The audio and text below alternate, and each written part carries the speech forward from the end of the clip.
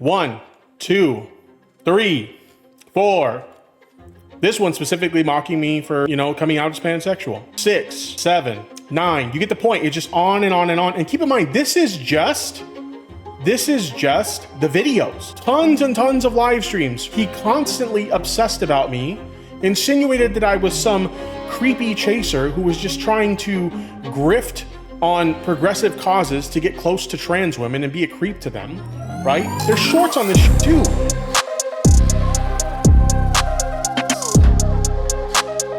Ladies and gentlemen, so if you guys don't remember, Tipster used to be a huge subject on my channel, and we covered him in probably 20 or 30 videos back in 2024. Me and Tipster are on better terms these days for sure, and around this time, everyone was just bashing the fuck out of this guy. Chief fucking Tipster basher, probably for the longest running time, was Boblax, who'd go on to make tons of and I'm not saying that I didn't partake in this stuff, but I am saying that Boblax targeted the fuck out of Tipster for his gender non-binary at the time, prior to any transition he may have gone through since. And Boblax went down the exact same path, and it was a lot more difficult for him. As a Tipster expert, you're waiting. I'm waiting too, Toastify. I've been so hyped to watch this. And it's being delivered by an unlikely source, the Gamer from Mars, who's chosen to utilize his time and his limited amount of videos he can make in a year to annihilate Tipster, I think. Hey there, folks. Robert here, and as always, oh man, we are far back. This is like a 2017er. Because I am your geeky tipster, and I'm not a fan. Yeah, when he called himself your geeky tipster, that would be old. That's really old. Hey there, folks. Robert here, and as always, I am your geeky tipster, and I'm not a fan of drama. However, when something strikes a nerve with me, I'm not afraid to speak up. Based. It's hard to find an internet figure with more backstory than Tipster, who over the past 2 decades has made a name for himself on YouTube for all the wrong reasons. While the rotund individual has tried his hardest to be a legitimate influencer since the site's inception, as time has gone on, he's unfortunately been Dude, what is that, bro? What is a super tipster bro trading?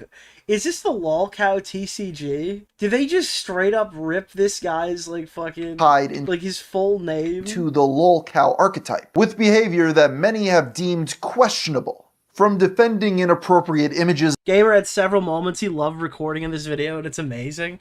I can't wait to hear about it, because he was telling me he enjoyed making this last week when we were hanging out at his Airbnb. Of minors to flirting with online. Wait, what happened? Questionable. From defending. Why is it a child? Because it had small tits? Guess a grown-ass woman has never had small tits before, Boblax said. Small tits? The girl has no tits, Tipster. It's clearly a child. Oh, is this the lyrics thing? I think, yeah. Appropriate images of no, was it not? I don't remember. Minors to flirting with online women who he refers to as the goth mommies. Yeah. Goth mommies while married, to being friends with a white woman who had her child call her enemy the N-word. Oh my dude. Oh my god. There's no way that we're getting the rum Gamer from Mars review. Yeah, she convinced her kid to call somebody the N-word. There's a lot to unpack with this. Dude, this is all the lore. While he has threatened to leave the worldwide Dude, we got the Tectone type anime style sad tweet. Web and at least he didn't get it tattooed onto his body. Endless amount of times, he always seems to pop back up to the pleasure of many of his detractors who seem fixated on mocking him. Because his career or lack thereof is so expansive, I thought it would be good to dig deep and make one concise video breaking down the few ups and many downs of this YouTuber's career, with it all culminating in him transitioning to be a goth mommy himself. Dude, I've never heard it described that way. Tipster did transition into a goth mommy. But before we go any further in today's video, have you ever tried quitting smoking or vaping with no success? Nope. I love cigars, bro. Thank you very much. Robert Santion below, or scan the QR code on one form or another for over 2 decades. His oldest videos were uploaded to GameTrailers.com and bro, Tipster is old, my guy. Look at this fucking dude, this homepage is insane. And soon after, re-uploaded to YouTube in 2006, under the name Gamer Geek Review. As the name would imply, his earliest posts to the website were video game and console reviews, although many of them were never archived, and Tipster has since wiped these videos from his channel. Tipster, bring back the old videos. In his About section, he wrote, "My hope is that through these videos, I would one day be discovered by the gaming press and get the chance to How old was he when he wrote this? Review games for a living." Honestly, that's a fair... Dude, I think a lot of these YouTube guys in that space were like, I would really love to be given games early. If I was ever a game reviewer, it would literally to become a sellout and have video games sent to me. I know it is a crazy dream to have, but heck, why not, you know? Below his bio was a link to his personal GamerGeek review website. Here he would post his takes on the latest in gaming news and controversy. These usually consisted of extremely short paragraphs summarizing other publications like IGN. Shortly after its creation, his site was promoted on Newgrounds by an account named Anemic Grav. The only posts from this account are directing users to the blog, claiming it Is it like a Tipster alt account? belongs to The pre-Gamergate world is unrecognizable? Yeah, I would agree. a friend who invited Oh, take a drink. Gamergate mentioned in 2026. him on his podcast. Considering the only other online activity linked to the Anemic Grav username is a DeviantArt page with one censored post labeled Penis Man, it's almost certainly a throwaway Awesome. account used Okay, so I'm guessing it's him. by yeah. Tipster himself. In 2009, Tipster wrote an introduction for himself and his web What is a gravatar? A globally recognized avatar. Dude, he created NFTs. The NFT in the T in NFT stands for Tipster. site on Gavatar, This guy created an early precursor to sites like Linktree, where he says, "I grew up in Fontana, California, and I have always been a gamer. I always tried to Pays. stay with the latest gaming trends, and I was the guy my friends would turn to in order to find out what When this was written, the latest gaming trend was the GameCube. games were worth their time and which ones were better just to ignore." Throughout his time online, Robert would also host several other domains, including GamerGeek Network, a community site that boasted a grand total of 8 members. There was also the Tech Tipster and Your Geeky Tipster, where he would post I remember your geeky Tipster because Illuminati did a read of one of his posts. about more broad topics, such as Yeah, that one. his frustration Hey there, folks. Robert here. I'm your geeky Tipster. Robert's the name, and being a geek is the game. Whether it's discussing the latest technology trends and geeking out on the hottest new and retro video games, I'm your guy. I regularly review games and technology, and I've been doing so for about 7 years now, with the help of my community. It's been a blast. with Facebook's moderation team. Facebook has, again, blocked my account from sending out friends requests on the ground that I have continued to add strangers when in fact I have not sent out a single friends request, as well as canceled all prior Dude, what the... Well, how did he find this? friends requests since the last block. I am tired of the BS and will discontinue use of my personal Facebook account. Tipster would also keep track of important upcoming events, including an anime expo. Dude, he kind of looks like Jeremy in that top right one. Where is that? Hold on, look at the top right. Tipster He kind of looks like Jeremy here in that new picture that was posted by Lauren Southern. would also keep track of important upcoming events, including an anime expo, and shouting out his birthday 3 times in a single day. Well, Did I just hear GamerFromMars chuckle? including an anime expo and shouting out his birthday 3 times in a single day. You could hear him smile delivering that line. Hey, Billy! While his various websites weren't gaining major notoriety, it was clear Tipster was enjoying his life. In 2012, he posted a review on Foursquare of his local In-N-Out burger, giving it a 9 out of 10, right? Dude, this guy is the most insane research I've ever seen. Dude, I'm sorry, can we start that part over? Posted a review on Foursquare of his local enjoying his life. In 2012, he Dude, in 2012, this guy gave In-N-Out Burger a 9 out of 10. posted a review on Foursquare of his local We should have met up with him at VidCon. We always try that. I don't think we asked him this year, but he never wants to hang out with us. In-N-Out burger, giving it a 9 out of 10, writing, "Order the grilled cheese sandwich. It's on their secret menu and is quite good. Good. Yummy." Tipster's many grilled cheese sandwiches were being funded There's a meme associated with grilled cheese sandwiches, and I'm being taken to a negative place right now. by his job as an IT professional. His side gig as a gaming and tech journalist wasn't bringing in much. Who just wrote yummers in my chat? If any money at all. But that didn't stop him from trying over and over again. Through the next few years, his videos evolved from tech tips and reviews to a broader range of content. Dude, Tipster doesn't provide video game tips. Instead, he's reviewing gaming products. And Review Tech USA didn't review gaming products. He just gave video game tips and shit. Including unboxings, vlogs, and general internet discourse. Dude, next time we're at VidCon, we gotta order the grilled cheese for our boy Tipster. Although people never showed much interest in Tipster's personal life or tech updates, his videos covering internet controversies slowly found an audience. By 2016, after 10 years on the site, he had amassed just over 12,000 subscribers. He was also now living with his wife, who occasionally appeared alongside him in videos. Hey there, folks. Robert here, your geeky tipster, and I'm here with my wife, Cindy, today. How are you doing today, sweetheart? I just saw Hey, Keffel's thank you. Nicholas DeOrio. Keffels Appreciate you, the Mr. shout out. Nintendo. Way is it about the internet that attracts all sorts of weirdos? Also, let's go Colombia, Colombia, Colombia, Colombia, Colombia, Colombia, Colombia. Thank you.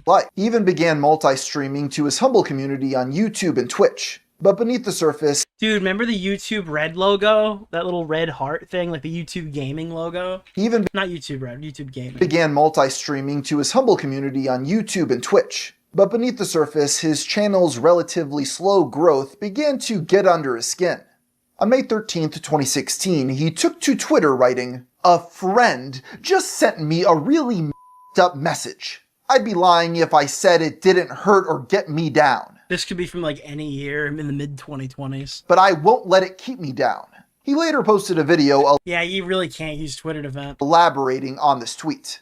And essentially what this person said was that me working on YouTube is pointless. There's no value to it. There's no worth to it. Oh, I can't give him a pass because it's early, but could you imagine someone in real life telling you your channel is never going to succeed, and then you address it on your channel about how someone told you that you're like a fuck up?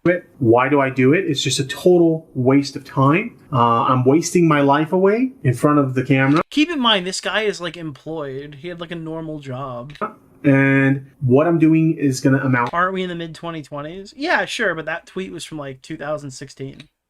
to nothing. In spite of this hurtful message and attacks, What I'm doing is Did you say watch check in the background? Where? I know he owns a Jurassic Park watch from like Burger King, going to amount to nothing. in spite but I don't see where the watch is in the of background. this hurtful message and attacks he had been getting from various online trolls, Tipster Above the poster? Oh, I literally think one of those is the Jurassic Park. I think all four of those might be the Jurassic Park watches from Burger King. Camera and figure gave his channel a major nothing. Let me see if I can figure that out. Jurassic Park Burger King watch. Oh my god, bro. Oh my god, bro. I knew he had one. I didn't realize he had the whole set. Dude, that is... You can buy these on Etsy for $37. This is 100% the four watches on the wall. This is without a...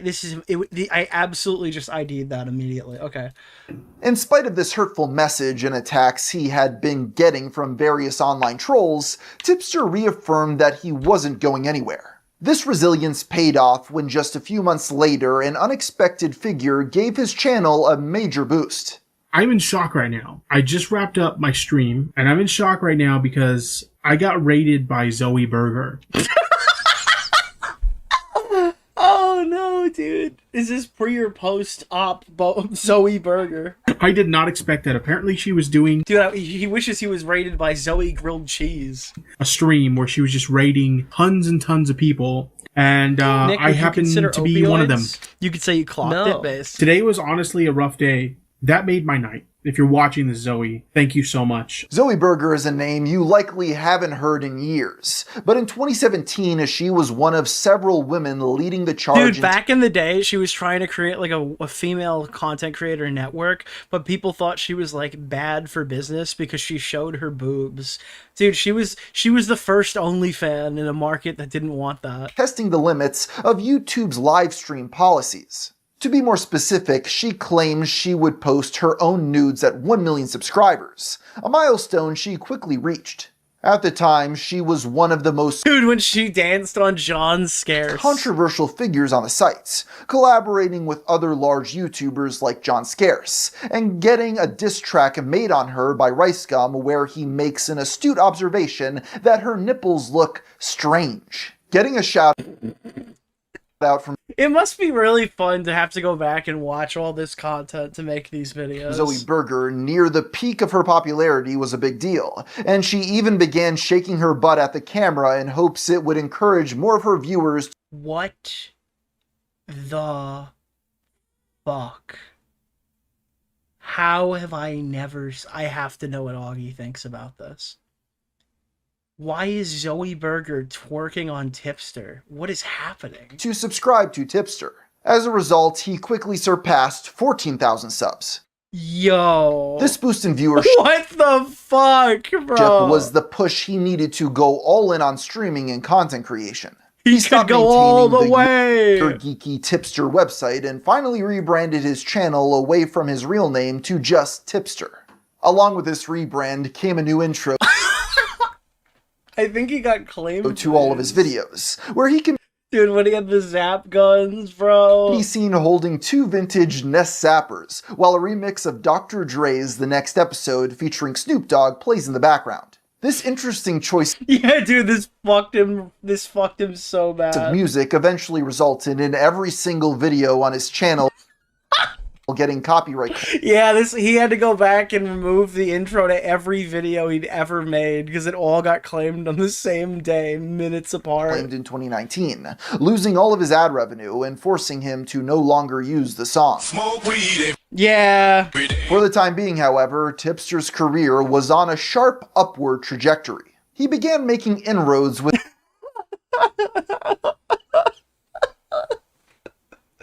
Dude, it's the old After Hours with Ben. Oh my god, bro. other commentary and drama YouTubers, Dude, I was gonna make a video on Tipster. I met him around this time and I didn't like him. as that had now become the main focus of his channel. One of these YouTubers he befriended was Tommy C, whose show Tipster appeared on in 2018. The stream ended positively with Tommy asking his viewers to subscribe to Robert's channel.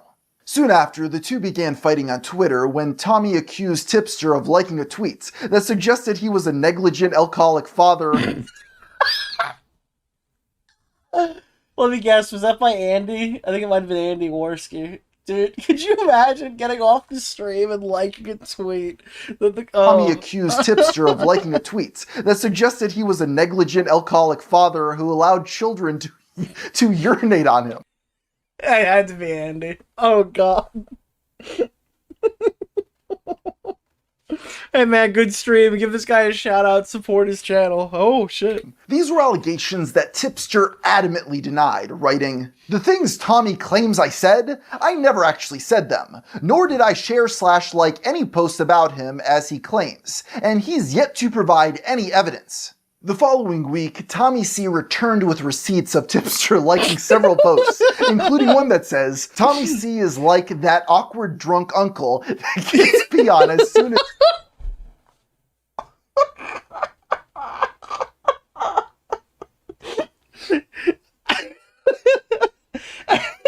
It's fucking icon.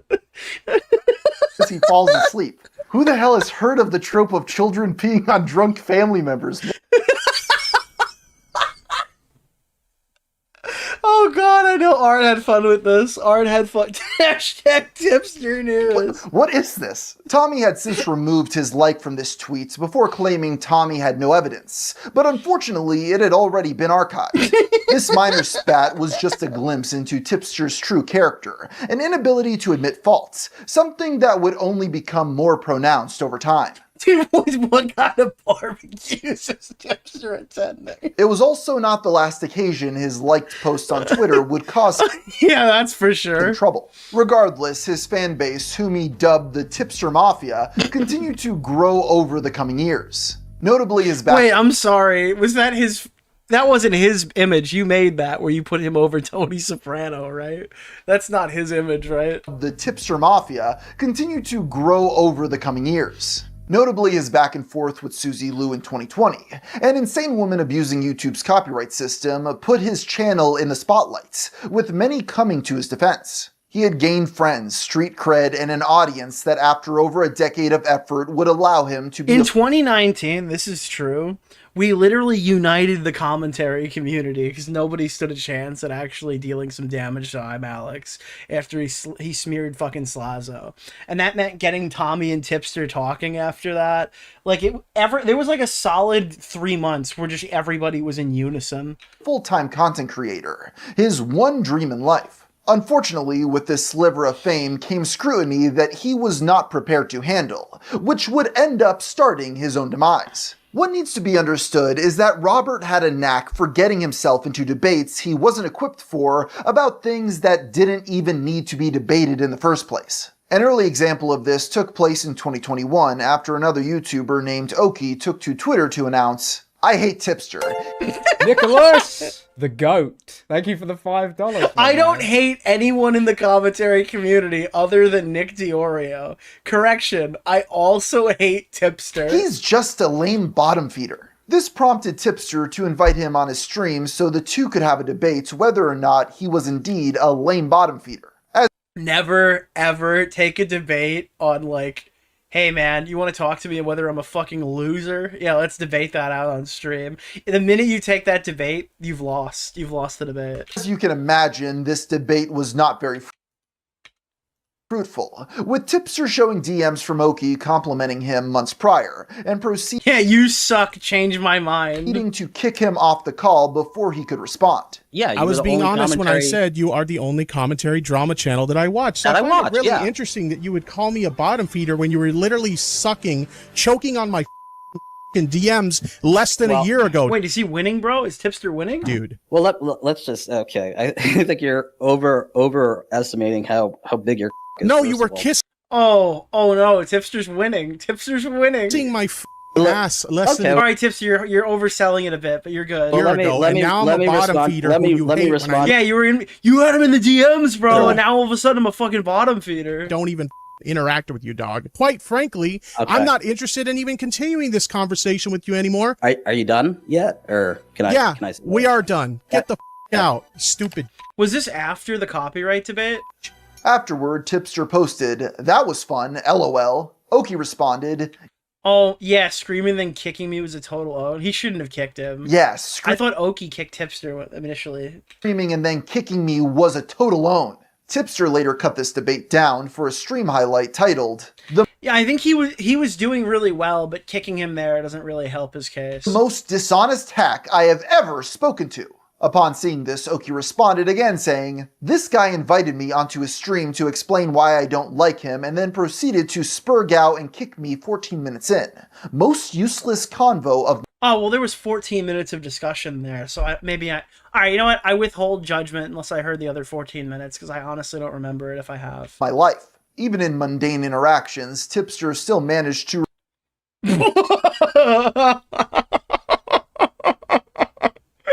Brittany, somebody just groped me, and I had to call the police to lock them up. Hashtag Tipster News.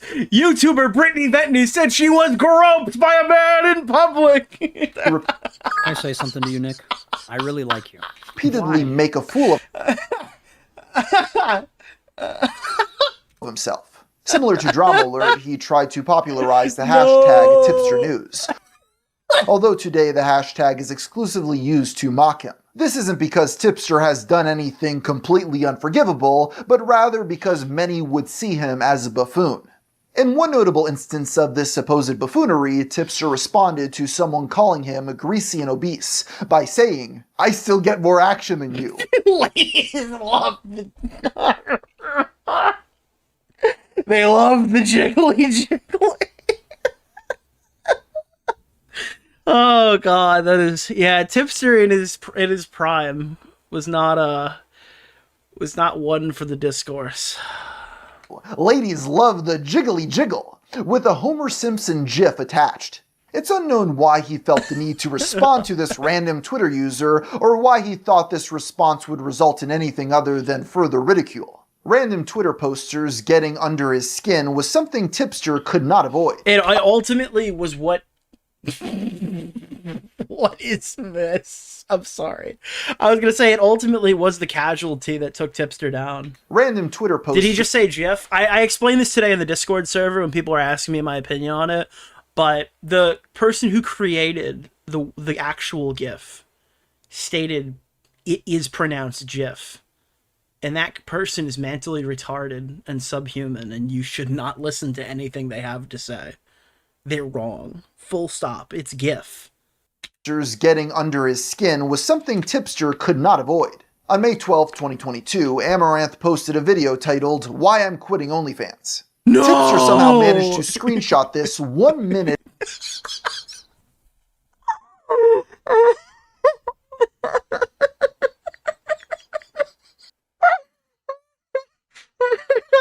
story. "Why I'm Quitting OnlyFans." Tipster somehow managed to screenshot this 1 minute after it was uploaded and posted it to his Twitter account with the caption, "The simp spout."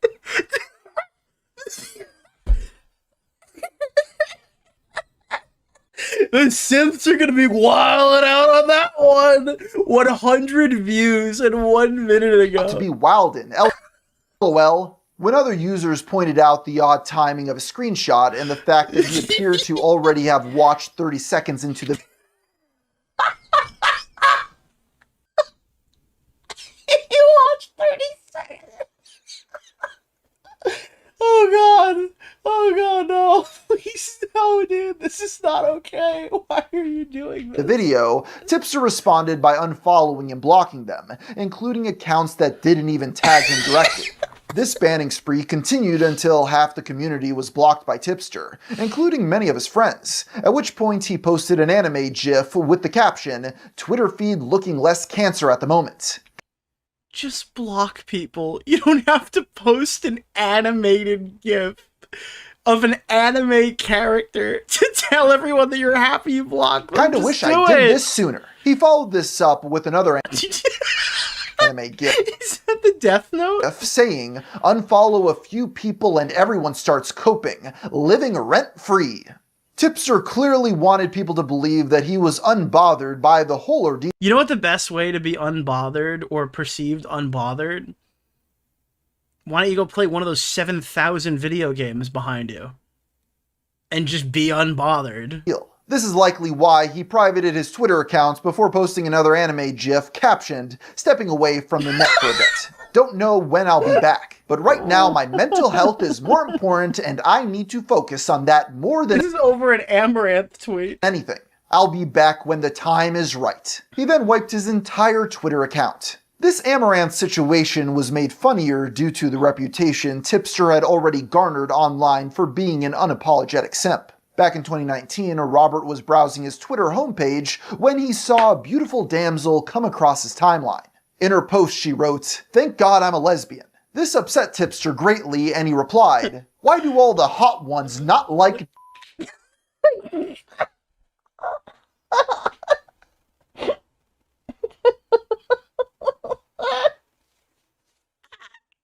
Oh god, this guy is so funny. I hate how like back in the day, you could just criticize somebody or dislike somebody, and it was like just normal YouTube drama and banter. And now everyone gets mad when you don't play ball, but everyone has to be canceled. There needs to be like full disavowals of every single situation. You can't just like coexist with people that you have disagreements with. It needs to be the end of that person. And you lose out on shit like this. Like, this guy just was consistently funny for fucking 5 years. I guess I'm part of the reason why he's not really posting any. Well, I'm probably a significant reason, if I'm being honest. But it just goes to show you, like, the current nature of content. Like, a tipster would be here and gone in 3 weeks. #feels bad man, LOL. Tragically, the girl he was responding to turned out to be 17 with her posting underage in her bio. Please, dude, she's pleading for this not to happen. At the time, Tipster was 32 and, as mentioned prior, married. While many fans hoped that Tipster just didn't realize the girl was underage, that didn't stop him from getting laughed at by the entire community. If this was an isolated incident of Tipster giving in to his most primal desires, it's likely I wouldn't be making this video. Unfortunately, thirsting over random This is a demonic edit. This is a demonic edit. And women on his timeline was a habitual problem for Tipster, and he surrounded himself with almost any woman who was willing to give him attention. He even included Lord of the Goth Mommies in his Twitter bio, and eventually sold various goth mommy themed merchandise, which I'm sure he sold a ton of. Dude, we always looked at the goth mommy Tipster shirt, and it was always this dude wearing it. It was so funny. As one random commenter put it, Tipster's goth mommy harem primarily consisted of, quote, busted middle-aged women well past their prime. One of these beautiful ladies was an alcoholic mother of 9 who went by AP. Oh my god, I'm so sorry to Rum for Breakfast. I just mixed you up with AP over 9K. I will edit that out of the VOD. AP over 9K was the one who crashed out. I'm sorry to Rum. 9K. She often appeared in Discord calls on Tipster's streams. In one iconic moment after ordering a delicious meal of Taco Bell on DoorDash, she can be heard calling her Dasher the N-word. Oh, dude, this video is amazing. Art, you have outdone yourself again. This meal of Taco Bell on DoorDash, she can be heard calling her Dasher the N-word after he canceled her delivery. To be nice, like, oh, my mom's hot. Like, I don't think that's weird. Wait, Did you what? say that Edward? Okay.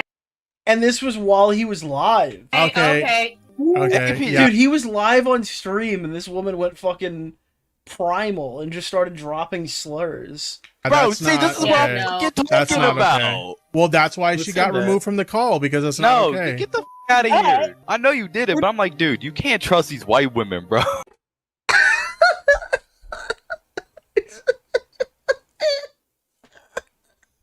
Clearly, she was great company for Tipster to keep around, and after one of many instances of Tipster being mocked on Twitter, wherein he deleted most of the videos on his channel and declared he was leaving the community for good, she took it upon herself to defend him, claiming another commenter.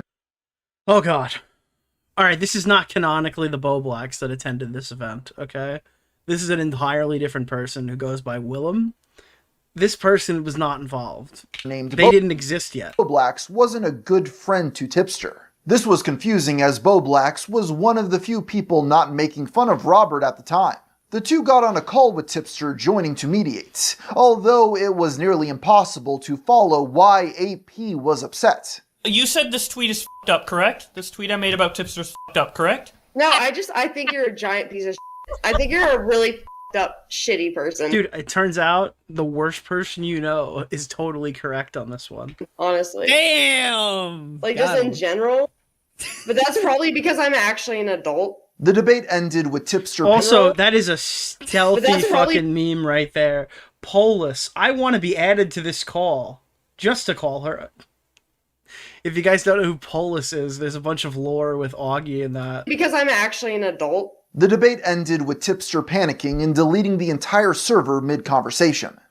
Oh, I'm kicked from the server. Wait, what? Wait, honestly, smart play. Did Tipster deleted the server. The server got deleted. Oh my god.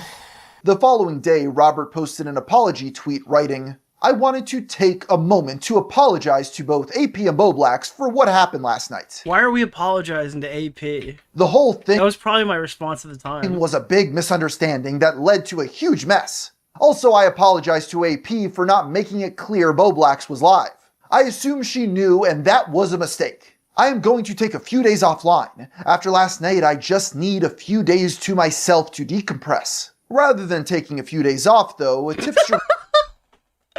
I tried some Delta 8 last night that Repsion's been promoting, and holy shit, that is a strong substance. Returned the following day to announce he had taken some Delta 8 gummies. In the end, it seems his apology was not enough for AP, as less than a month later, Tipster had to publicly cut ties with her after finding out she had participated in an anti-Tipster Discord server. She was also now claiming Tipster had intentionally misled her about the debate to being a private call that wouldn't be streamed. Robert responded by saying, now you're outright lying. I never promised you it was private. Everyone knew it was live. The VC channel the call took place on was Yeah, he's literally in the on-air room and Tipster was streaming. You have to be completely brain dead to not know you're live. literally called on air, and I told you he was live, but you weren't paying attention. He then posted another sad anime gif captioned. This was his best move. Wait, why did they edit Tipster in this one image to be black?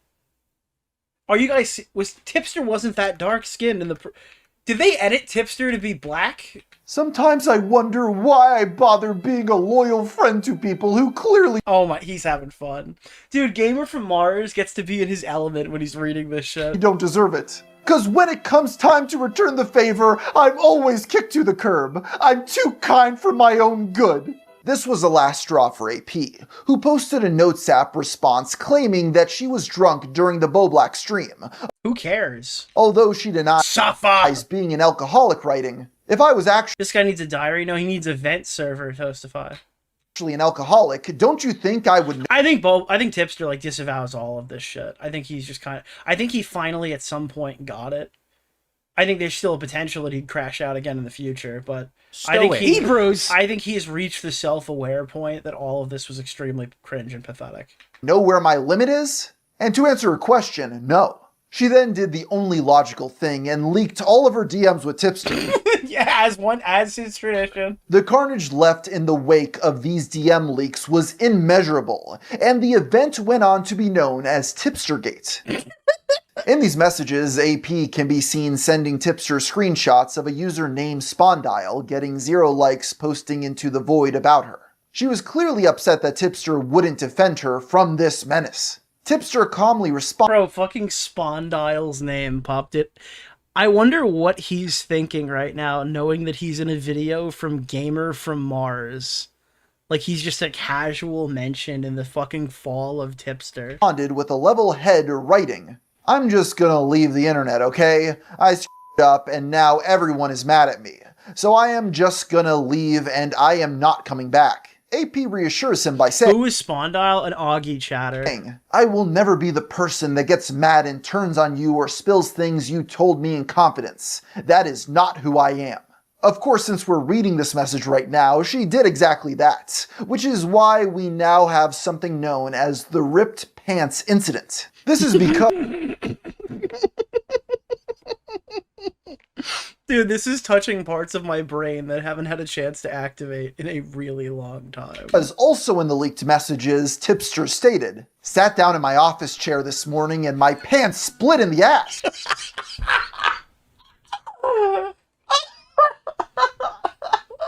There's no reason to release this. There was nothing for you. Never would have benefited from releasing these messages. You just did it for the love of the game. Oh, Had to rush home and change, lol. Should have took a picture of the pants. This is crazy. Besides talking about wardrobe malfunctions, many of the leaked DMs were also having Tipster attempting to rizz up this married mother of 9. I thought you looked great in that photo, to be honest. Goth Mommy can get it. Mommy could get it. Notice the new PFP. Not gonna lie, looking kinda hot in hot pink. Even hotter, Goth Mommy. Haha. You a hot goth. Haha. Jesus ha. Christ. Your friend kinda cute. Haha. Ayo, she's 16. Not again. No. No, not twice, Tipster. No. In one exchange, Tipster can be seen giving AP his personal phone number after the two had only spoken for a few months, following it up with "Yeah, married, by the way. Anything for a pink-haired hot goth mommy, LMAO." Dude, every read of this that I ever did was like, "Anything for a pink-haired hot goth mommy."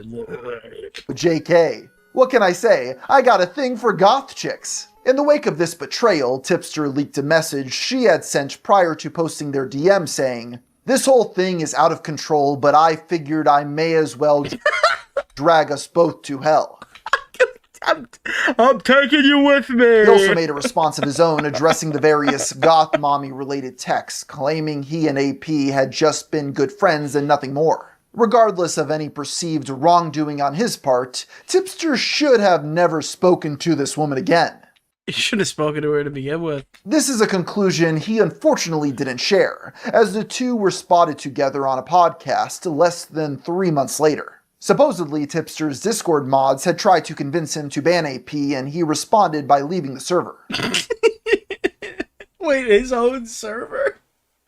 Oh no. So after me and AP and some of the other people kind of patched things up, like I was comfortable allowing them to come back and join the community. And there were some situations with some of the admins where, like, understandably, they were uncomfortable about them coming back.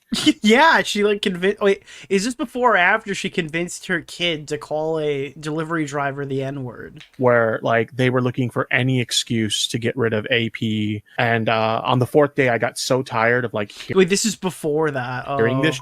It's obvious that you guys want to do this, so just do it. And he's like, okay, we did it. Is that an angry beaver? So on the left, that's Core. In the middle, that's Shockmouths. And on the right, that's Beavers. Beavers. I haven't heard from that guy in a while. I wonder if he's doing okay. Yeah, those were the now recording boys. And I'm like, all right, cool. And I left the server because I was like... And Matt Pitt was there too. Yeah, I was like really but mad. He's not in the thumbnail. Mad about that because I'm like, look, dude, like I the middle was Matt Pitt. Sorry. Understand why people are kind of on edge about them coming back, but at the same time, like, why are we banning people off of nothing? Like, there's nothing there. Patching things up with AP and allowing her back into his community. One of Tipster's biggest faults was patching things up with people that he never should have patched things up with. You hear me, Tipster? Community turned out to be a poor decision for Tipster, when just a few months later the same user she had complained to him about named Spawndile reappeared on Discord, calling her a quote, meth head whore. In response, the mother of the year had her young child call this internet rando the N-word. Oh, it was called Spawndile the N-word. Actually, you know what? No, keep me in the call. Come here. Oh, come here. Dude, why did she talk to her child like drunk Charlie from Smiling Fred? Come here. Rando the N-word. Why do you look at Jumbo's knife? Actually, you know what? No, keep me in the call. Come here. Say Spawndile is a... Do it. No. Do it. No. Spawndile is a... Yeah, call CPS. That's funny, because a lot... Dude... This was horrible, and nobody ever heard about it, because she's a literal fucking nobody. A lot of people have tried, but... A lot of people have tried to get her kids taken away. Maybe you should reflect on that. Yeah, call CPS. That's funny, because a lot of people have tried, but it doesn't work, does it? This clip was woman has 9 kids, yeah. Posted to Twitter under the Tipster News hashtag, and as a result, the poster was swiftly... It was posted on... Tipster News. Allegedly, Tipster's goth mobby friend got insulted by Spawndile in a Dude, fucking DJ Screwdriver's another OG. By making her young child call him the N-word with a hard R. Blocked, with Tipster writing, "It's dumb that I am expected to respond to allegations." You should have cut this person off in the beginning, yeah. "That have nothing to do with me." He later confronted this ne'er-do-well on a Twitter space and elaborated on why they needed to be blocked. Yo, you want to know why you got blocked? Why did I get blocked, Tipster? You're trying really hard to associate with me with a situation that I had nothing to do with. What the f does this have to do with me? I have nothing to do with what AP did. I'm not AP's handler. Did I say you were?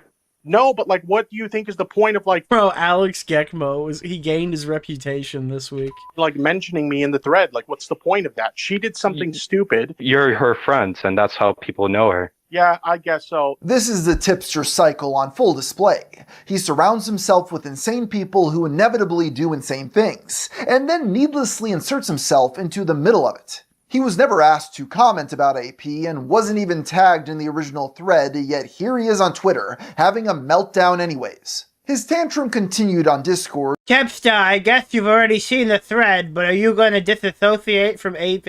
It's fucking...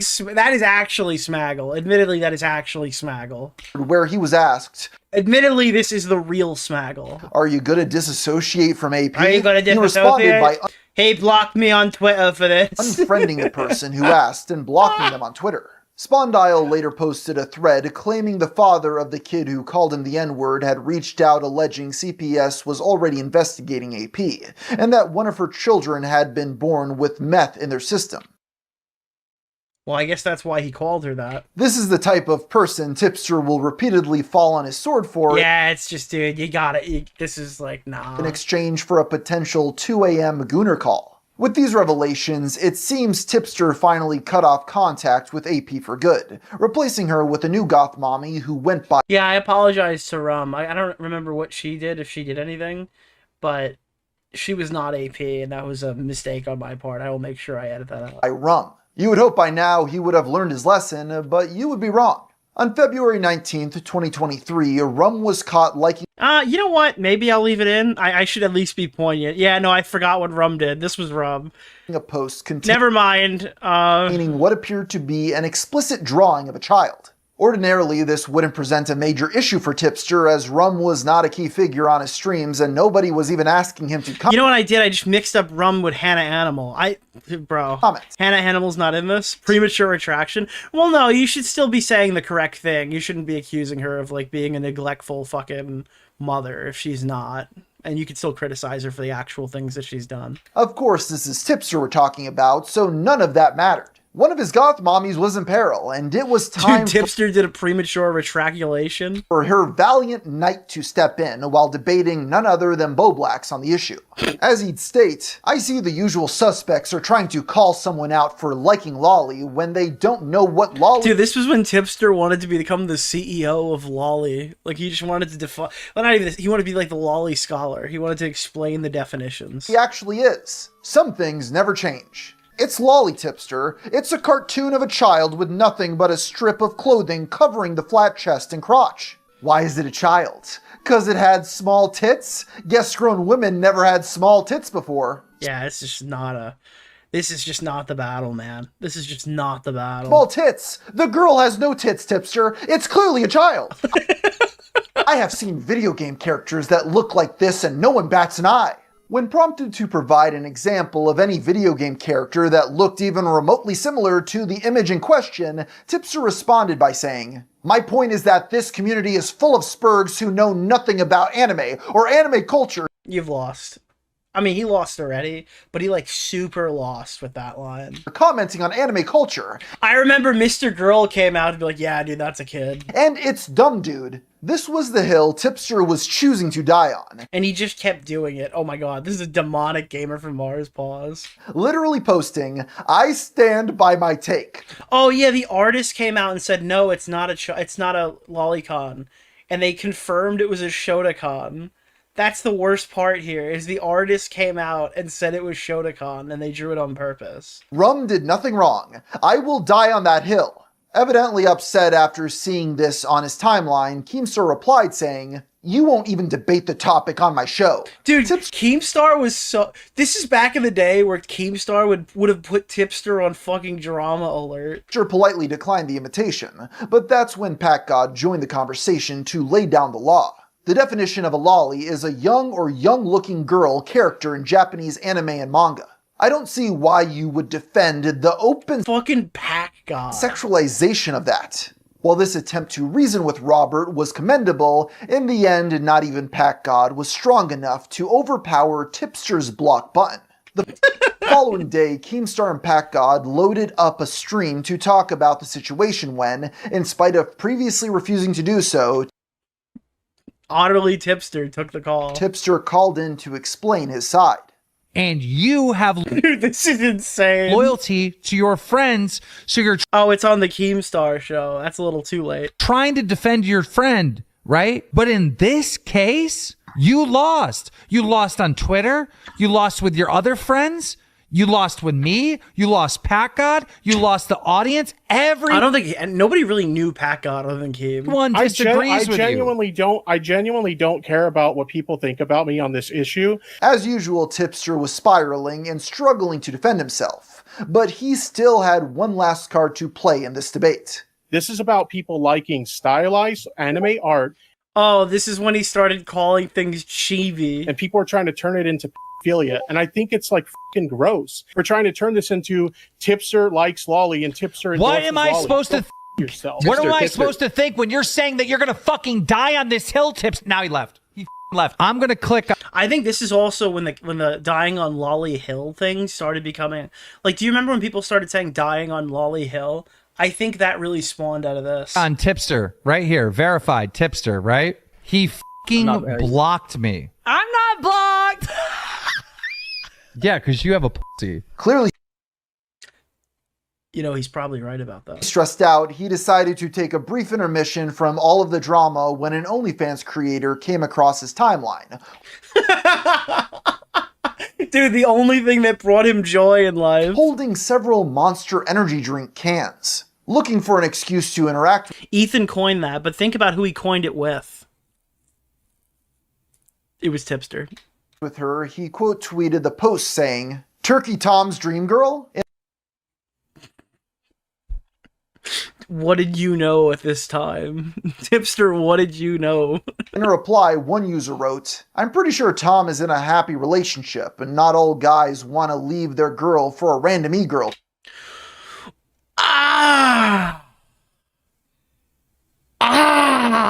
Tipster, maybe you should stop projecting. Tipster fired back with, "When I see people this concerned about my marriage, there is only one conclusion I can come to. This dude and others like him want to me."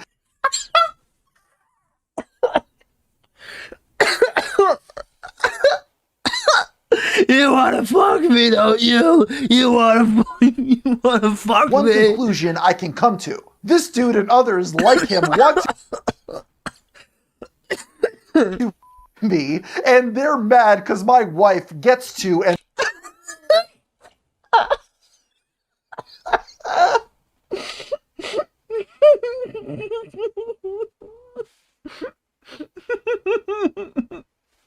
Oh god, dude, this is unironically, you're right, someone just wrote it, thank you Jacobs. This is literally out of a Nisa Jomha's playbook. Am I wrong? Are we wrong on that, chat? Is this not some shit that a Nisa would tweet? I don't. What? What the fuck? These two continued their back and forth, concluding with Tipster writing, "Fat boy..." These two continued their back and forth, concluding with Tipster writing, "Fat boy bussy is best." Tipster, dude, it's so funny because he was a drama YouTuber and that was just never his strong suit, ever. Like, under any circumstance, in any stratosphere. It was just not his game. Pussy. The only conclusion I can derive from this is that this might be one of the funniest videos I've ever seen. And I don't know if anyone would find it as funny as I do, because I, like, lived this. Tipster likes being penetrated, which I suppose is foreshadowing for later in the video. It was also around this time that other users noticed Tipster had begun liking similar lolly. So I think, so the argument was that Tipster was liking these in retaliation. Posts from the same account that posted the original drawing. This was likely meant to serve as some strange act of solidarity with Rum. Eventually, Rum herself joined the stream with Keemstar and PackGod, and completely dismantled the ground Tipster had been defending her from. Dude, she just walked in after this guy, like, created an entire defense arc and just went, nah. Like, okay, Rum. As soon as it was, like, brought to my attention that it was in my likes, I just went and unliked it, and I didn't think anything of it. Okay. He didn't talk to her ahead of time and get her side of the story, or she lied. Or she just completely lied here. But Tipster spent, like, a significant amount of time breaking down the chibi anime, you don't understand the anime art style. So she just calls into the show, kills him, and leaves. Okay, so to confirm, Rum, you had accidentally liked that photo, correct? Yeah. Not only did Rum concede that the image was probably lolly, but she hadn't even intentionally liked the post. It was also later confirmed that the drawing was indeed of a child. With this in mind, surely Tipster would back down from his position or at least move on. But no. We lost this round, but it's not over yet. Get ready for the next one. Instead, he posted a response video to his channel blaming everyone else besides himself. This was the greatest video ever released. I have never defended the existence of lolly content, and I never will. Now, we did eventually come to the conclusion that this was actually Lolly based on some digging we did on the account that originally posted it. Well, actually, it was Shota. Basically Lolly, but for male characters, for those of you who are unaware. Which is also kind of funny in its own way because everyone was arguing about how it looked like a little girl, and it was actually a boy. I don't know what his plan was here, or who reviewed this, or like why he thought this was a good argument. I don't know what he was going for with this. Like this, dude.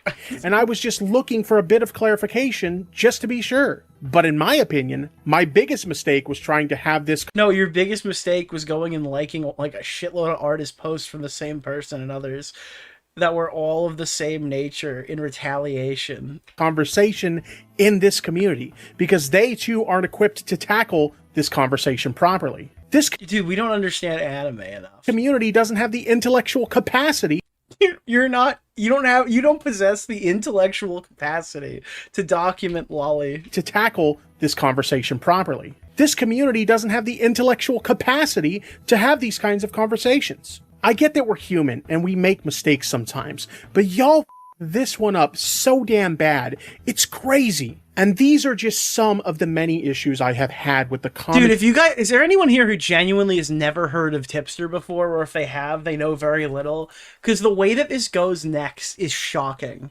Like, I don't think you're ready for the next arc of this. Community over the course of the past year. And it's the because there was, during this time, we weren't fully aware of it, but there was something looming over Tipster. Like there was Tipster found an opportunity to jump to a new community around this time frame. Reason for the past year that I have been distancing myself from this community.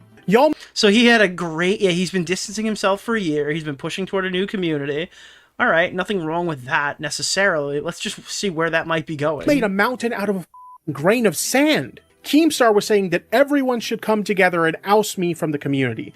Oh, Toastify also clarified, this is when the soundboard thing started too, yeah. The same way they did with Flamenco. And to that I say, don't bother. I'll see myself on out. In spite of constantly putting himself at the center of any turmoil that surrounded him, he seems to believe it's actually everyone else forcing him into this position. His proclamation that he would be... Yeah, dude, everyone's like, please, Tipster, please stop defending it. And he's just like, why are you guys making me do this?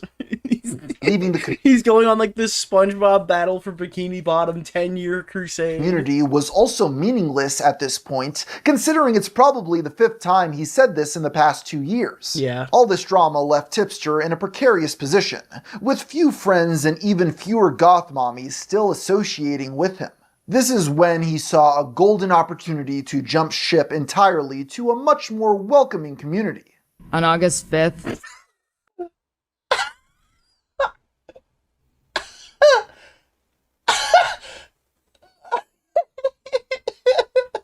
This guy literally made every wrong choice and was still a successful YouTuber for a time. What's your excuse? This guy literally, he made every wrong decision at every QuickTime event. I was woken up by London police, sir. Nick, would you consider opioids? No. Dude, this is, by the way, the most enthusiastic Keffels. Community. On August 5th, I was woken up by London...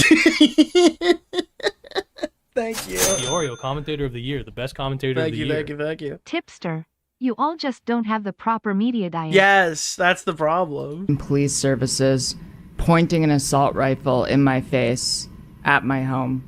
The disgraced creator Keffels is somebody I've discussed previously on my channel over her various antics. By 2023, she had already made herself a pariah in most online spaces due to a series of slanderous lies. Dude, Tipster saw kindred spirits. Keffels was trying to reach out to all of us. The Bo Blacks one leaves a lot more questions nowadays. Especially because he was acting like it was weird when she was messaging him, which I don't really know if... I don't really believe anymore, to be clear. I kind of believe her side of the story on that one. But, yeah, she was trying to, like, befriend everybody, and I think it worked with Tipster. She spread about other online figures and her local police department. She did, however, still maintain a small following of ardent supporters, and among them was Tipster for some reason. That reason became more clear when, upon doing a scroll-through of Keffels' Instagram, one user came to the horrifying realization that Tipster had liked every single post. Even on his stream, Tipster was giving Keffals unusually positive coverage. So Keffals usually kind of dresses up like tomboyish. I know this clip. Keffals versus Nicholas DeOrio. Oh, by the way, fun fact about this stream you're looking at. This is me, Keem, and Keffals in a phone call. In this conversation, Keffals would go on to credit this as the reason why she turned back to hardcore drugs. So I wouldn't say that I have any casualties by any means on YouTube, but me and Keem were credited in what would turn into her meth bender. Yeah, this was my fault. Usually positive coverage. So Keffals usually kind of dresses up like tomboyish, right? Can we just agree that she cleans up real nice? You know what I'm saying? Like when she, maybe puts on a little bit of lipstick and, puts on a nice outfit and stuff like that. She cleans up like a shiny new penny. You know what's funny is you're thinking, oh, he's got like a little bit of extra positive coverage, meaning like he's going out to defend her more. Nope. Not at all, actually. Not at all. He's just been browsing her Instagram. Is that wrong for me to say? I don't think so. Robert's association with Keffals began to draw the ire of many of his followers who were increasingly outraged by her behavior, including attempts to deplatform creators she didn't like, trying to get the internet gossip forum Kiwi Farms taken down, and founding the controversial Discord server Catboy Ranch that did not require age verification to join, leading to accusations of grooming. Apparently, none of these were red flags to Tipster, who went on to use a clip of her talking for a soundboard. We love Gooner games. I'm getting so horny. Thank you, Daddy. Oh, I don't want to remember the soundboard, bro. The soundboard was not good. By the way, when Tipster left commentary, he's like, you know what would be easy? I'm going to talk about politics. And he was just not equipped for that. For a soundboard. We love Gooner games. I'm getting so horny. Thank you, Daddy. I'll shut up. We love us some Gooner games around here, okay? People's disdain for Keffals very quickly got under Tipster's skin, who once again privated his Twitter account before making a post announcing Tipster plays that soundbite at night a lot. Thank you, Toastify, for putting that image in my head. He would be leaving the internet. I'm probably gonna be taking a brief break for a couple days. Admittedly, my mental health hasn't been the best as of late, and I just need some time to decompress. He returned to Twitter less than 12 hours later. Alex, you fucking piece of shit. Given Robert's history with women on the internet, it's hardly a stretch to imagine he had ulterior motives with befriending Keffals. Tipster was the original quit Twitter back revolving door guy. Of course, it upset Tipster greatly when anyone pointed that fact out. This is a common trope with those weirdos. I am friends with women, therefore I must want to sleep with them. It's a very caveman-brained way of thinking. Keffals was not the only girl Tipster was pursuing, as one user caught him liking posts from an OnlyFans creator on Instagram. Once again, he responded by saying, "Didn't you know, guys? Married men can't like content featuring women." It was He really walked into a shitload of this, Around this time, another one of Robert's goth mommies, who went by Hannah Animal, Wait, who just said Hannah Animal is not in the video, bro? You're so wrong. Here comes Hannah Animal. Turned on him. While it's unclear what exactly sparked this betrayal, she replied to another OnlyFans creator, I thought that was Leafy, who went by Tiny Dancer, writing, "Tipster sent me your nudes, by the way."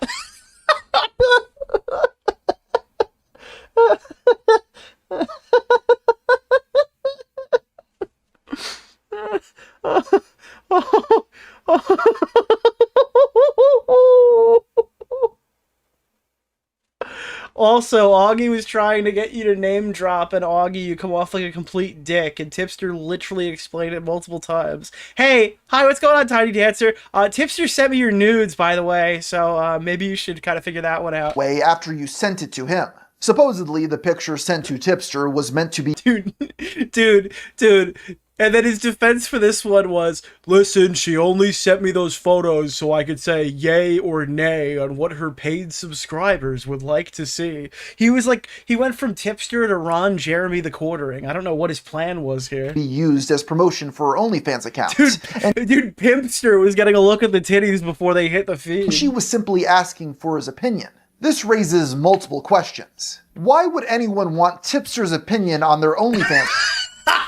Well, maybe he's the primary demographic of people who are buying.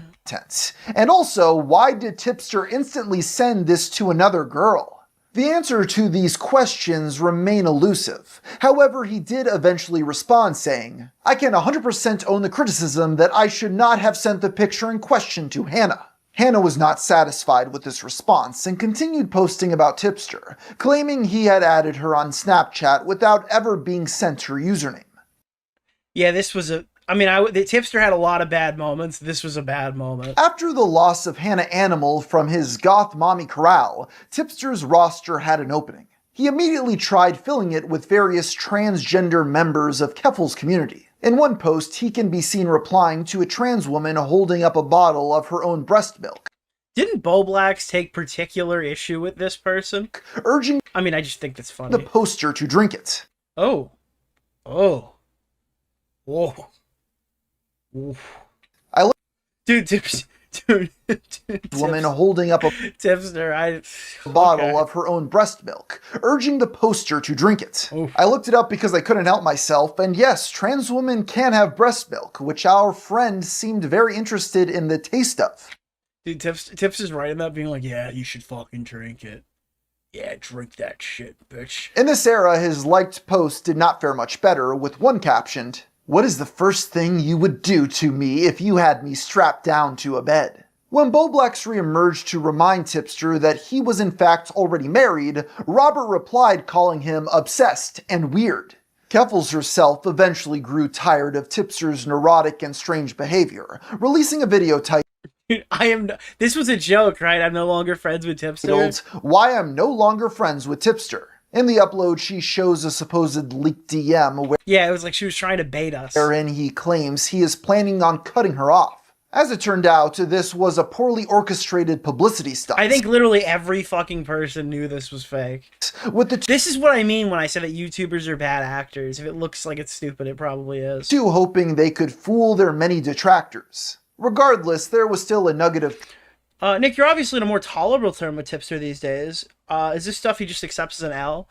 I believe so. Truth that managed to be honest, I haven't thought about a lot of this stuff in years. Slip its way into her video. Maybe not, though. I'm not saying that Tipster will never crash out again. He very well might. Tipster, I literally stuck my neck out for you. I introduced you to all my friends, even though you're kind of like a creepy chaser, man. Like, you slide into my trans friends' DMs, and you're way too friendly. Like, there's obviously something going on there. It's really not cool. And, like, this was supposed to... Like, I mean, the acting here is terrible. But he kind of was, like, doing that a little bit. And I'm just, like, really disappointed. Maybe not to that extent. That might be a bit over what happened. Tipster soon returned to the internet, pretending nothing had happened. By this point, most of his friends had turned on him, or simply distanced themselves. That being said, one of the few who still remained by his side in spite of everything... Oh, God. Oh, no. Uh-oh. ...was Boblax. While he had been an outspoken critic of Tipster and occasionally poked... When you're gonna see all this stuff right now, I need you to think about this from a completely different perspective than whatever the video is gonna tell you. You need to know that Boblax himself feels like he's been thrown out of the transgender community and that his transition has not been taken seriously, his gender reveal has not been taken seriously, and that he's just the trans community has not risen to the occasion to support him throughout his situation, right? I want you to see the way that he treats Tipster here. It's so fucking funny. Fun at him, the two had never truly cut ties. That was until June of 2023, when their friendship ended for good. It started with Boblax mistakenly leaking one of his own alt accounts on stream that... Yeah, this was not the bad one. ...went by the user... But again, on Throbbing Horsecock, Boblax was making comments about fucking Keffels. And again, I'm not sure how joking that really was now. ...name, Throbbing Horsecock. The majority of posts from this account... I think Ethan covered this back then. ...unserious and borderline nonsensical, but Keffels latched on to one post in particular, implying he was transphobic. As usual, Tipster soon joined in, taking Keffels' side for no discernible reason. Boblax decided the best course of action was to respond from his alt account with posts like, "Damn, Keffels is thick. She one of the real ones for sure." I don't think that this was as joking. This strategy I think he thought that. only served to infuriate her further as she blocked Boblax before posting, "Boblax is currently being a massive creep and using a burner account to sexually harass me." In response, Boblax posted from his main account showing DMs from Keffels, where she had sent him a video of her breasts jiggling. He also attached a screenshot of messages with Tipster from several days prior where Robert says, "You've never said anything." Like, my perspective on this whole incident is now objectively, like, fucking... Like, this is so gray to me now. It was so obvious at the time. At least I thought it was. And now it's just like, I actually don't know who's in the right here anymore. That I view as transphobic. I don't think Keffels thinks you're a fake ally. Seeing his messages being posted as a defense against Keffels upset Tipster. Because I remember Keffels was like caught off guard that Boblax was upset by this.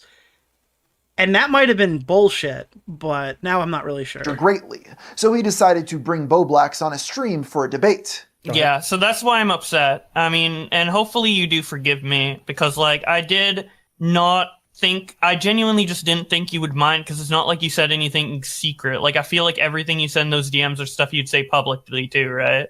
But, yeah, I don't know. There's nothing bad in it. I just don't like the idea of, like, just putting my shit out there, like, just completely, like, unprovoked. Because, again, it felt like I was being dragged into something that didn't have anything to do with me. Tipster, he made a habit of, like, dragging it, or, like, creating a huge controversy and then saying that everyone dragged him into it. I think it's relevant. I didn't think it was random, but, you know. Tipster says this, ignoring the fact that he had already inserted himself for no reason, as mentioned. Yeah, like, he would constantly butt in and then act super surprised when people ask him about it. Prior. Keffels only continued to lambast Boblax after the stream, and now claiming he was also racist. Her evidence for this was an infamous song Boblax made several years prior. Struggle. Oh, dude. Every time you get into a fight with Boblax, back in, like, the mid-2020s, this shit just came through. Regarding the like the early 2020s. Black Lives Matter movement. Some people don't know the struggle of being. Disagreeing with Boblax mildly is a mortal offense to Boblax. He will never forgive you. True. Been black sometimes. Cause it's cool. But if anyone else is the fact that he put this in the video is so extra, it doesn't need to be here, and I'm so glad it is. Racist. Following this, Boblax and Tipster had a back. Guys, for people wondering, that was years ago. Boblax didn't know that racism existed until George Floyd was killed. And that's not me making a joke, that's his statement. He also didn't know that 9/11 happened in New York until we told him prior to that he believed it happened in California. Back and forth on Twitter, although only Boblax's side has been archived. He says, "Why are you not defending me against Keffels slandering me as a racist? She's slandering me, Tipster. You defended Rum when she was being called a pedo, but you can't defend me now because it's Keffels doing it." Robert then messaged Boblax personally. And Tipster, this is out of character for Tipster, because Tipster would die on the cross when people were wrong. And Boblax obviously, like, wasn't actually racist, and he wouldn't say anything because he needed to stay in with his new friends. Saying, "If you are looking for a reason to cut me off, just do it. You already said on Augie's stream that you were upset with me, so just go, dude." Robert not getting the response he had hoped for, he took it upon himself to block Boblax, officially ending their multi-year friendship. As is customary at this point, during this Now, what he didn't know was he was creating a mortal enemy that would continue to stream about him up until last year, I think. Drama, another girl came forward with more screenshots of Tipster being weird in her DMs, and even offering to kiss her before deleting. Oh my god, this is one of my artists. The message. This is the person who drew my channel profile pic. After she ghosted him. On the bright side, Robert noticed that he and Keffels were briefly trending on Twitter as a result of the whole ordeal. Although, as many pointed out, this was due to everybody laughing at them.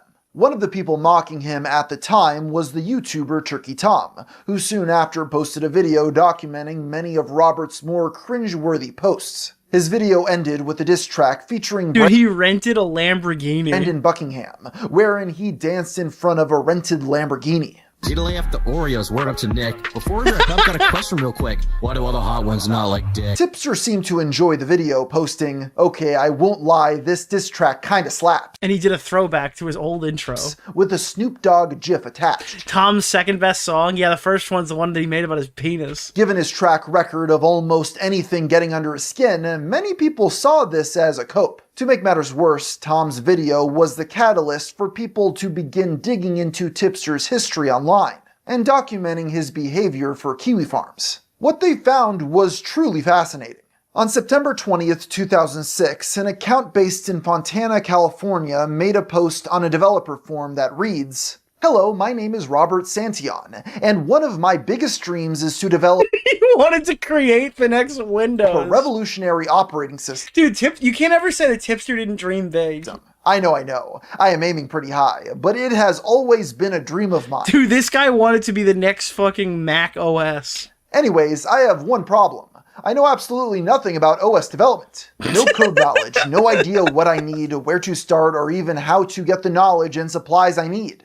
Unfortunately, Terry Davis wasn't on this forum to help, and his pleas would go unanswered as other users on the forum were not too keen on walking him through the intricacies of creating an entire operating system from scratch. While a bit humorous on its own, the reason this was so important is because the username was quickly traced back to a raunchy hookup site. Not only that, but for some reason this account, also based in Fontana, California, had its gender set to female. If there was any doubt... Oh. I forgot about this. This is a little bit funnier in current day. That this was him, the provided birth date was January 1st, 1987, just 6 days before Tipster's. When confronted, Robert adamantly denied these allegations, claiming it couldn't have been him because he was happily married. And with GNN, it appears an old dating profile from Oh my god. Oh my god. 2000. Dude, wow. Where you pretended to be a woman has surfaced. Any comment? I've never used any dating services at all, so if you think you found something about me being on a dating service, that's not the case.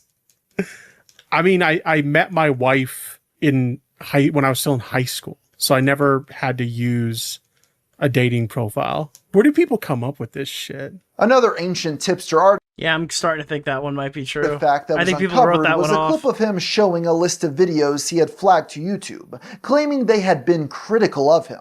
Pretty public in the... Wait, what? The past with the fact that when I was a smaller creator, I flagged down quite a few videos that were critical of me. In fact, we can kind of scroll through the list here. While it's impossible to make out any details from this clip, it's likely Robert was abused. Bro, did I know? I don't even know if I knew about that. what? YouTube's table to Bro, that's a lot. Dude, that's a lot of few videos that were critical of me. In fact, we can kind of scroll through the list here. While it's impossible to make out any details from this clip, it's likely Robert was abusing YouTube's takedown system. Whatever the cause may be, his reputation was now quite a few. That's a fucking huge list. The dumpster fully. Dude, this guy, he literally found a Tipster nuke. With losing most of his friends, his viewership had now dwindled to just 10% of what it had once been. When I was part of the commentary crowd, my live streams were pulling 500 to 1,000 live viewers, and my videos were at minimum getting 10K views a video. And now I've gotten to a point where, like, on a good day, I'll have like 200 live viewers on a stream, but I'm averaging about 150 during topics. And my videos are lucky if they break 1,000 sometimes. So it's been a big dip to leave the commentary crowd. I'll say this, I don't regret it. A lot of the reason I left is just because my morals didn't align with that community anymore. It was a mental health choice. It wasn't good for my mental health. So I don't regret leaving. Like, see, that's not morals, Tipster. Like, even if my channel never bounces. Honestly, I will say, all things considered, he did need to leave the commentary community. It was the right move. He needed to leave a long time ago. It was what worked for him, so he stayed, but he obviously didn't have any of the skills required to do YouTube drama. This is back. I don't regret leaving. Now, he didn't need to just, like, bash everybody on the way out and kick all the people he was friends with in the nuts.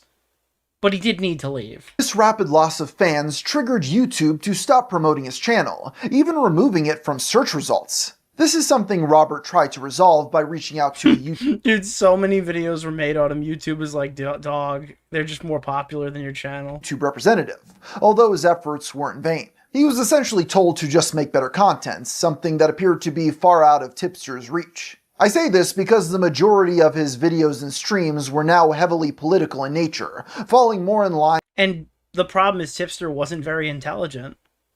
He wasn't good at covering political subjects.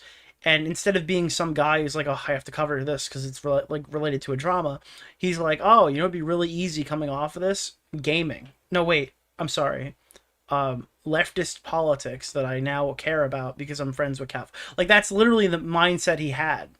Instead of going back to something that he was good at. And eventually, to his credit, he did kind of transition to like a Resident Evil streamer. Not that that would work long term, it wouldn't, but he went back to gaming. His politics streams were like his lowest. With the content Keffels produced. Of course, this only further alienated his audience, who had followed him for less serious internet drama content. Fortunately for Tipster, he did get a momentary boost in viewership. Sadly, this boost largely came from onlookers who were mesmerized by the train wreck he would soon create. Dude, you can just say On February 6, 2024, it just gets worse. Oh god, it just keeps getting worse. How does it keep getting worse, dude?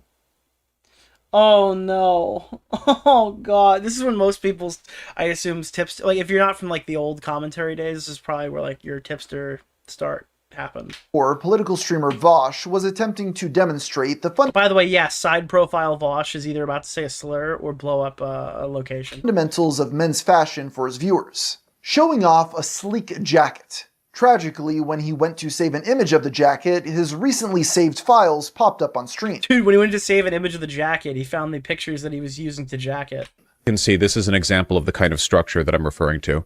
Vosh quickly rushed to delete the stream VOD, but it was too late. Next to a folder labeled taxes were countless pornographic drawings of young-looking girls as well as horses. After seeing this clip, Tipster took it upon himself to Vosh, you're supposed to watch porn on your phone. That's not the right take, Tipster. Drop some Tipster, that's not helping you. Asked for wisdom on Twitter, advising Vosh against viewing or saving pornography on his computer in the future.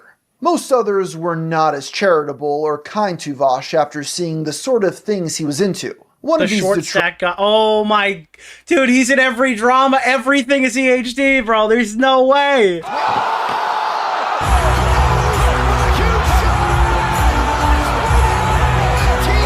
Bro. Actors was Ethan Klein, who commented on the situation during an episode of the H3 podcast. To provide context, I think this is back when I actually really started to like Ethan's stuff. Like I wasn't pro Ethan at this point, but this was the first time I was like, okay, this is pretty funny. For his viewers, he also played additional clips from like this put me on the road to liking Ethan. Vosh's past. The argument that I was making, and I've made this argument a bunch of times, and I've addressed this poorly made argument a bunch of times here on this stream. Why is the possession of child pornography immoral? Because it hurts people to make child pornography, yeah? Because you have to hurt children to make it. That's why it's immoral. It's not magically immoral. It's immoral because of the harm that is caused by it. So, do we not possess other things that You sound like someone who's trying to rationalize child abuse. Like that is an insane... And you got to remember, at this point in time, it was really Destiny versus Vosh, and then Vosh was just on the rise. There were not a lot of people who were checking in on Vosh and Demon Mama and anyone in that space.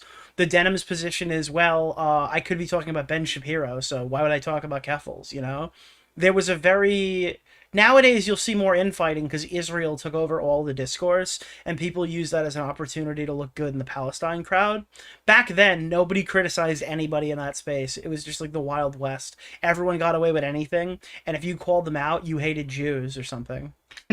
That's actually... It's like, okay, this is wrong. That is not better. For whatever reason, Tipster was appalled by this coverage, saying, genuinely disappointed seeing what Ethan did. Like, he didn't have to do any of this. That's really the moral of Tipster's story, is like, you didn't need to say or do anything here. These were just a combination of bad... Like, there'd be no video if Tipster just knew how to turn off his phone. To Vosh earlier tonight. He used the same out-of-context clips alt-writers have used to defame Vosh time and time again. Yeah, he would just constantly stand up and put himself in the line of fire, and then people would mow him down, and the people behind him never even knew he existed. Ethan quickly responded to this post on his Instagram story. He posts my tweet and says, "Cheers, my horse. Love ya. No pedo." By the way, "Cheers, my dude. Love ya. No homo" was like an old quote of his. It wasn't mentioned in the video, but this was a variant of it. By this point, Tipster's reputation was already so bad that nobody bothered to take him seriously. This didn't stop him from continuing to lambaste Ethan, claiming he was a snake. You know what's funny is I can remember, like, by the end of this year, yeah, so keep in mind, I was kind of AFK for 2023. This was really one of my first topics back after Mama Max. So I was writing in on probably the high point of my career at that point doing YouTube content, because that was probably the biggest I'd ever been. And then I was just like driving right into this Vosh Tipster Keffels drama. This honestly would maybe be a good mega compilation video at some point. Obviously pre-Wiggler and all that stuff.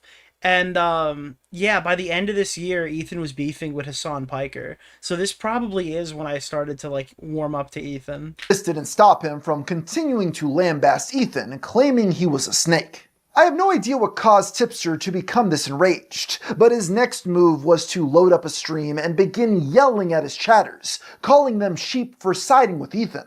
If only Tipster... This is right after Leftovers ended? No. Leftovers ended at the end of 2024. Like in September, November. Or at least that's when the fighting began. Tipster spent as much time exercising as he... Oh no, not September. October, November. Because it was after, does defending Lolly. Leftovers ended in 2023. Oh, then I'm just brain dead. I have no idea. He'd be running marathons by now. A large part of this... Oh, you're right. Never mind. No, that's before this. Okay, never mind. ...stream was also spent demanding Keemstar stop typing in his chat. Even after being banned, this was to little avail as he simply came back on an alt account. As Tipster began banning people in his chat who wrote anything negative against Vosh, one of his mods spoke up saying, "The image Vosh had should definitely..." Hold on, what? ...in his chat. Even after this sizing as he does defending Lolly, he'd be... If only Tipster spent as much time exercising as he does... Oh my god. ...defending Lolly, he'd be running marathons by now. That's fucking funny. One of his mods spoke up saying, "The image Vosh had..." The real casualty of October 7th was Leftovers. You have to think about it like this. If October 7th never happened, then Frogan would have never been unfollowed by Ethan Klein on Twitter, which means skulls would have never been sent to his house. The Leftover podcast would never have ended. There would be no lawsuits. Denims would not have defeated him in court using his own precedent, and Frogan wouldn't be looking down the barrel of potentially $150,000. ...should definitely be criticized. I don't think it's right hiding those comments expressing their disgust. Their moderator status was quickly removed. Tipster's comment section did not fare much. No content cop. iDubbbz' life would be a... Dude, the reality is Frogan unfollowing Ethan... And again, unfollowing Ethan is one thing. We always make the joke about unfollowing Ethan. The fact that she had a crazy tantrum about it created, like, so much fucking funny shit happening and so much fucked up shit happening. Better. With the few remaining fans making statements like, "And with that, I'll be unsubscribing." Never mind the fact that you're willing to Dude, just stop. associate with terrible Why did he do this? people like Vosh and Yeah, iDubbbz fled the country because of Frogan's tweet. It's just like down the line of things that affected his ultimate decision. But he probably doesn't even know it. The fact that you're willing to bat for the former after what's been leaked is insane. On the bright side, Robert was once again trending on Twitter, something he was overjoyed about. In a stream the following week, he did attempt to stem the bleeding somewhat by announcing he was throwing out all of his anime. This whole situation has honestly... Dude, he left an entire community over the lolly stuff, and then immediately got mowed down by a different community over the lolly stuff. This was, honestly, this was literally the common denominator moment where he realized that it wasn't just us. He ruined anime for me so fucking much that I never want to watch anime again. I don't want anything to do with anime. I got my waist bin here, and I got some of my anime. We got Death Note, one of my favorites. F it, throw it in the bin. We got some Dragon Ball Z, another great anime show. Throw it in the fucking bin. Ethan calls people he views as lolicons, he calls them lollipops. So we'll get rid of Lollipop Chainsaw. I'm so sick of anime at this point. I want nothing to do with it. Dude, this guy went and just started watching Game of Thrones the minute this happened. Gesture didn't seem to move anyone to his side, and Robert soon established a new rule that if anybody mentioned the Vosh incident or his defense of it, they would be immediately, you guessed it, banned. Mods, crush this whole thing. This inspired detractors to see how fast they could speedrun getting removed from Tipster's livestream. Ban any Dude, Boblax was doing any % runs on this, right? Variation of laughter in the chat. In spite of his best Dude, ban any variation of laughter. Tipster's livestream. Ban any variation of laughter in the chat. In spite of his best efforts to bury the situation, it still haunted him everywhere he went. Yeah, look, the speedrun clocked. In one instance, he joined a call with a small streamer to discuss an unrelated topic. That's when an avowed consumer of Lolcow joined the call and proceeded to debate Tipster on why he continued to defend Vosh. I don't remember this. What the fuck? Somehow, Robert lost this debate. Wait, was I playing Destiny 2 in the Cosmodrome when this happened? I actually might have been. A hypocrite is a part of being human, you know? I think I actually was in the Cosmodrome picking up taken things in the... See it as being hypocritical, though. I think I'm pretty clear on what my rationale is here. You already say that, you know, the folder is probably Nicholas, like Lolly. the goat. Right? I mean, I haven't seen it, but like people say it is, so I'll take their word for it. So if that is already the case, and therefore the logical conclusion probably is that Vosh is consuming Lolly, right? If he downloaded it, like, I guess you could say that, but like, but what do you mean you guess you could say? What my is thing happening? is, like, did he know? That's my thing. This seems like a real stretch. In my opinion, this seems like a real stretch. But I'm giving you like the logic that I had when I was willing to give him the benefit of the doubt on it, and it just seems like you don't like my opinion, which is fine. No, it's not about I your didn't opinion even whatsoever. come here to talk about like this stupid shit, all right? Like I came here for a completely different conversation. Yeah, Keldos, I told you it was a bad idea. Why did you call in at all? You didn't have to do that. For me to come on this show, and like I'm out of here. Peace. Wait, Tipster, you could have... Even Keffels was now beginning to distance herself from Tipster. This time for real. Initially, she had gone to bat for him against Ethan, but she quickly changed her tune as the tides turned. Eventually, she unfollowed Robert on Twitter and released a video blaming him for backlash she had received. Like that one was... Wait, what? Like I came here for a Oh shit, it just glitched out. Robert on Twitter. Yeah, so remember that meme video from earlier? Now it's real. And released a video blaming him for backlash she had received, and claimed his call-out post on Ethan was stupid. A lot of people said that I needlessly inserted myself into all of that drama that happened, and I wasn't planning on weighing in. None of this was my By the way, I think this is the one where Keffel started the video pretending to be RuneScape Glory and Gold and went like, Yahoo! and like stole his fucking thing and voice cracked on the Who. problem. But then Yahoo! My friend Tipster decided to call out Ethan Klein. And then when Ethan Klein responded, I was like, okay, I have two friends now who are getting put on blast by a really large content creator. I decided that I was going to get into the mud. Was that before or after he died too? Because I care about my friends. I don't want to see my friends getting attacked. And that was a huge mistake. But sometimes you just gotta sit back. You don't always need to get directly in the mud. In leaked messages with Tipster, somebody named Fembro encouraged him to stop associating. This is Keffel's FYI. She donated to Nick and talked about you in the DMs with him. And Nick said it was so funny that he's going to include it in his Vosh video when he does a segment on you. What do you think about that? And by the way, this Vosh video put me in the trajectory of meeting all the politics people.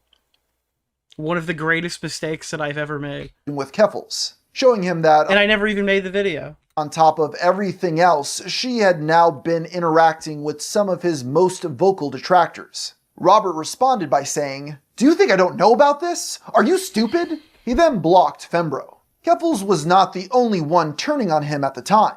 In March of that year, one of his moderators had their permissions revoked. In response, they leaked the twist that while Robert was defending Lolly at night, during the day he worked at a public high school, and included screenshots of his annual income, which was 6 figures when including benefits. This level-headed approach of essentially doxing Tipster was certainly unique, although it did not yeah, this was bad. result in their moderator privileges being reinstated. More than anything, this is reflective of the people Robert was associating himself with. And I think the big point on this one was it wasn't one of us who did this. It was the community that he went to get away from us. And they did this to him. After cutting off the toxic commentary community, he replaced them with increasingly unhinged individuals. Like, he actually went out of his way to find worse people to associate with, like Aiden. As part of his rebrand to be more inclusive, Robert began promoting a charity organization called Rainbow Passage. This was a bizarre project that sought to rehouse legal-age queer people with volunteers over Discord.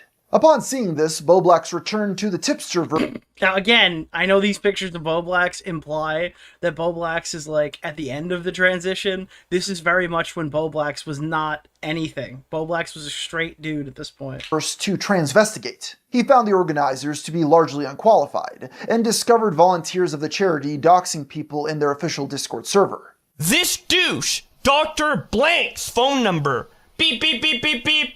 Feel free to be rude to him. This is a Rainbow Passage Discord server.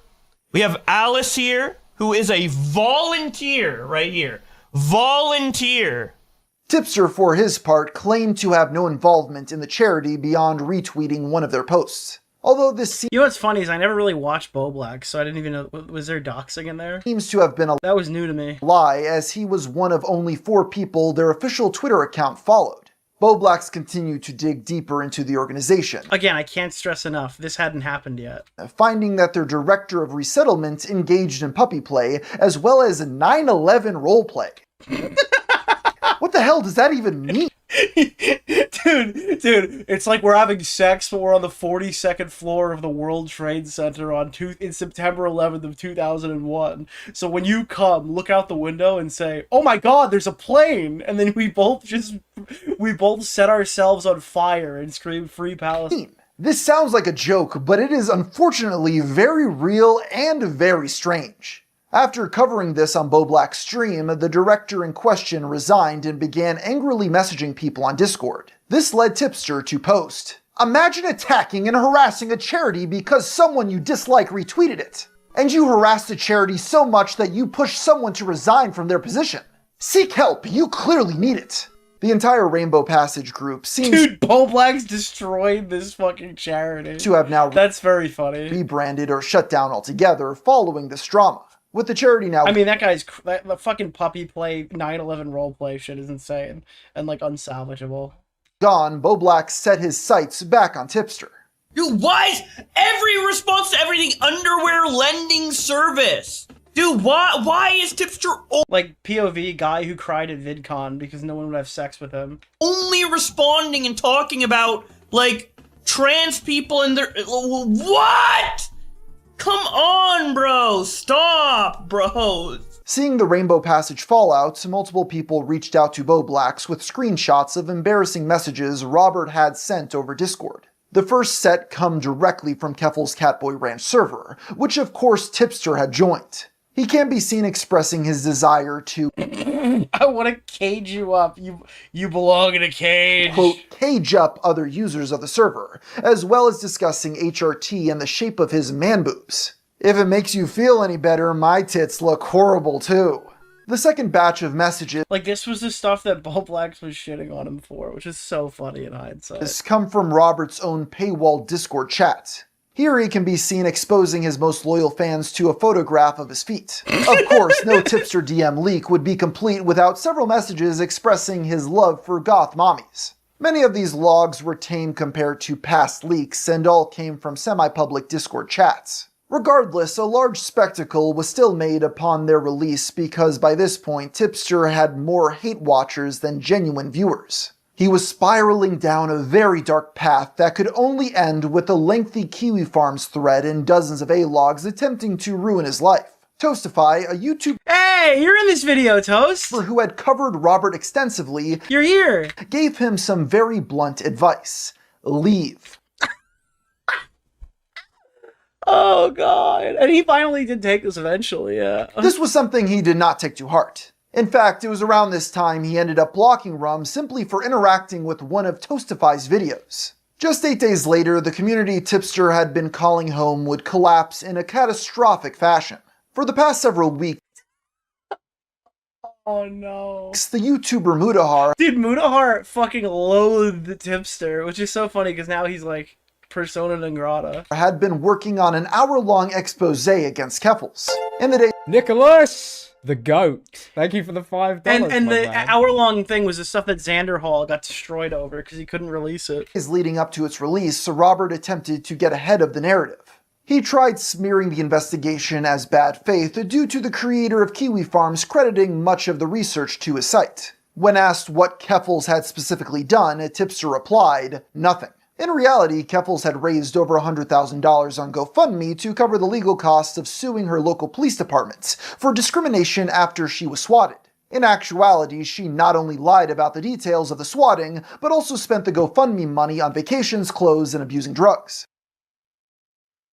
Not good indeed. I remember, yeah, the person didn't want these released because they feared for their safety, so they reached out to Xander Hall, and Xander started leaking stuff. They reached out to Nick DeOrio, drama YouTuber, and I waited until it was ready to come out. I had these DMs, could have released them sooner, but it got done the right way, and now Mudahar has disavowed his own video. So, shows me, yeah, they thought I was doing the right thing on that one. As more and more shit started happening. Mudahar is a long-term Tipster A-log. He's always been in the stream shitting on Tipster. I think he's like my Nerd City, right? I started doing cocaine at the start of 2023. 8 days into a cocaine bender. Yeah, dude, the coke bender she's talking about was the Keemstar thing. I found out that the coke that I was doing was cut with Nicholas, meth. the goat.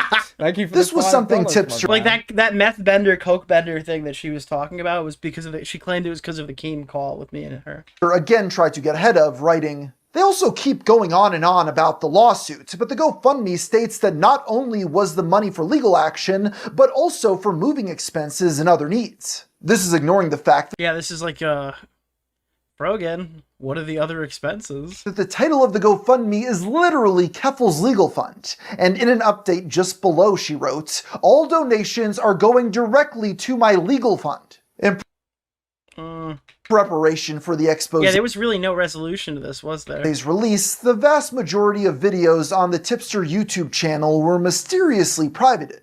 Upon the release of Muda's investigation, rather than responding to any of the very valid claims made, Robert's initial response was, Oh my god, they got mad at the fucking thumbnail of the video.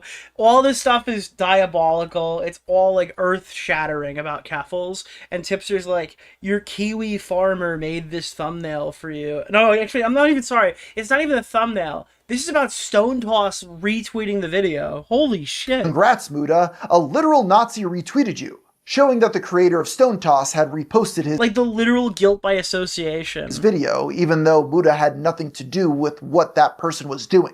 Soon after, somebody changed their username to a literal Nazi and reposted Tipster's tweet. Robert continued reposting scathing critiques of Mudahar's video. Yeah, this is the thumbnail one. I'm sorry, but that's not transphobic. There's no, like, egregious Adam's apple that doesn't make sense, or, like, that's just what Keffals look like. I said back at this point, I'm like, dude, Keffals won the battle by deflecting all criticism and lost the war because she found out that all of her friends think she's fucking ugly. Such as the thumbnail making Keffals look too ugly, and went on to post, when all the worst people on the internet are cheering you on, you really should start to question how virtuous your actions are. Around this time, more of Tipster's private messages began flooding the internet. In one conversation, somebody named Cherry... Okay, that is Cherry. I'm not kidding. That literally is the Cherry that you're thinking of. That is Cherry. ...can be seen pleading with Tipster to stop defending Keffals. When given a hypothetical... That is Keffals' former mod and friend of Xander Hall, who was trying to explain, and the source of the screenshots. That is literally Cherry, homeless Cherry. ...situation where Keffals had violated somebody, Robert is for some reason still unable... Dude, Tipster couldn't even disavow, conceptually, if a hypothetical rape existed. ...to disavow her. Along with these messages was a screenshot of a private Discord server hosted by Tipster and Keffals. The text channels included the names of Dude, this was the original Snark Left. various people who had wronged them, including Bo Blacks and Turkey Tom. Wow, good company. Within these channels were posts from a Discord bot named TweetShift that automatically archived their Twitter activity. It's unknown what the end goal was for this Discord server, but it was clear that Tipster had in fact not moved on from the commentary community. Another leaked DM shows Tipster discussing a dream he had on March 1st of that year. I dreamt that I started taking HRT. Yeah, this makes a lot more sense in hindsight. Y'all are invading my dreams and I don't remember those. Trying to trans me. And no, I'm not kidding. That was a real dream I had. What an odd thing to say. Somebody named Maeve, who can be seen in several previous messages. Yeah, oof. Hey, fake man, thank you for the 20 gifted. I appreciate you. I always do the possible. With Tipster, as well as being a member of the private Discord, was outraged upon seeing those most recent leaks. Dude, is that John Cena? While exposing the moles, she claimed that among the leaked Cherry is a danger to the queer community. She leaked DMs that outed Tipster as a pansexual, which ended up in the hands of the right-wing freak Nicholas DeOrio. In this video, DeOrio confirms that Cherry is the leaker on stream and gloats about causing him harm. Guaranteed, this shit came directly from the top orders of Keffels, who probably at this point knew that I had the DMs. Is this really lolly? Absolutely proved where the money was spent. Convos were ones that outed this Maeve person was fucking retarded. Robert as pansexual. I've gotten this fucking claim a lot. Did I actually do that? Despite that part of the DMs never being published. In the process of trying... Just to be clear, I was on... This happened twice to me. I didn't even put it past myself because I didn't remember if I did that. This is the same thing that... Dude, Bo Blacks did this to me too. Just to be clear, I was unaware Tipster is/was pansexual. Good for him and I wish him luck. It's actually fucking hilarious that you expose your own friend like this and allowed me to signal boost your fuck up for free. Yeah. Dude, this is the second time. Well, this is the first time, but Bo Blacks went on to do the same thing. Hebrews. Pansexual, despite that part of the DMs never being published. In the process of trying to call out someone for outing Tipster, she actually outed Tipster. Dude, how did Bo Blacks fall into this trap? This is like a year before he did the same thing to me. I forgot this happened. Following. Dude, I love finding tweets of mine and of like the June the King one. Shit, I didn't even remember happened. I'm remembering Is it. this really lolly? I love, dude, this is such an awesome fucking trip. The Keffels debacle, Robert attempted to further distance himself from drama content by privating most of the remaining videos on his channel. Smart move. He just needed to quit. And now he became the Resident Evil man. What was left were recent gaming highlights, as he claimed that was the direction his channel was now headed. I'm essentially like a gaming streamer now. Like what you're watching me do right now, that's what I do now. Big shout out to Nicholas DeOrio. Dude, you know what's funny is if I ever actually out somebody's sexuality or gender, I have plausible deniability because I've been smeared twice already when I didn't do that. I find out these things, or people find out these things. Why? Because people are mad at me. Which I've been having so much more fun with, to be honest. I'm actually glad I made the switch. I understand I would get more viewership if I did that kind of content. It's funny because, like, you should just be doing what you want to do anyway. Like, he's talking about how he typecast himself in drama, and at least he's admitting it, but that is kind of the issue, yeah. But I'm not interested. I genuinely don't have Thank you. any interest in that kind of content anymore. On top of this, he was finally getting his health in check. Claiming to have previously lost 40 pounds before gaining even more than that back, he asserts that Thank you. This time will be different, with a picture of his Apple Watch attached. Oh, he didn't include this, man. Oh, this was Bo Blacks' greatest living W. I really like you. That is ever fucking existed, bro. Holy shit. I can't believe this is in the video. Is there anyone who is completely unaware I'd like to give a big shout out about to Nicholas this DeOrio. fuck dude? There's no way. There is actually, you have to see this. Claiming to have previously lost 40 pounds before gaining even more than that back, he asserts that this time will be different, with a picture of his Apple Watch attached. Despite these changes, Tipster's YouTube account would only continue to decline as very few people were interested in gaming stream highlights. Oh, dude, there was some funny shit in here. Oh. Why is he? It's just him nutting! It's just him nutting! What? Dude, he's like me when I see a... Oh, he doesn't have it? Oh, shit! Mute!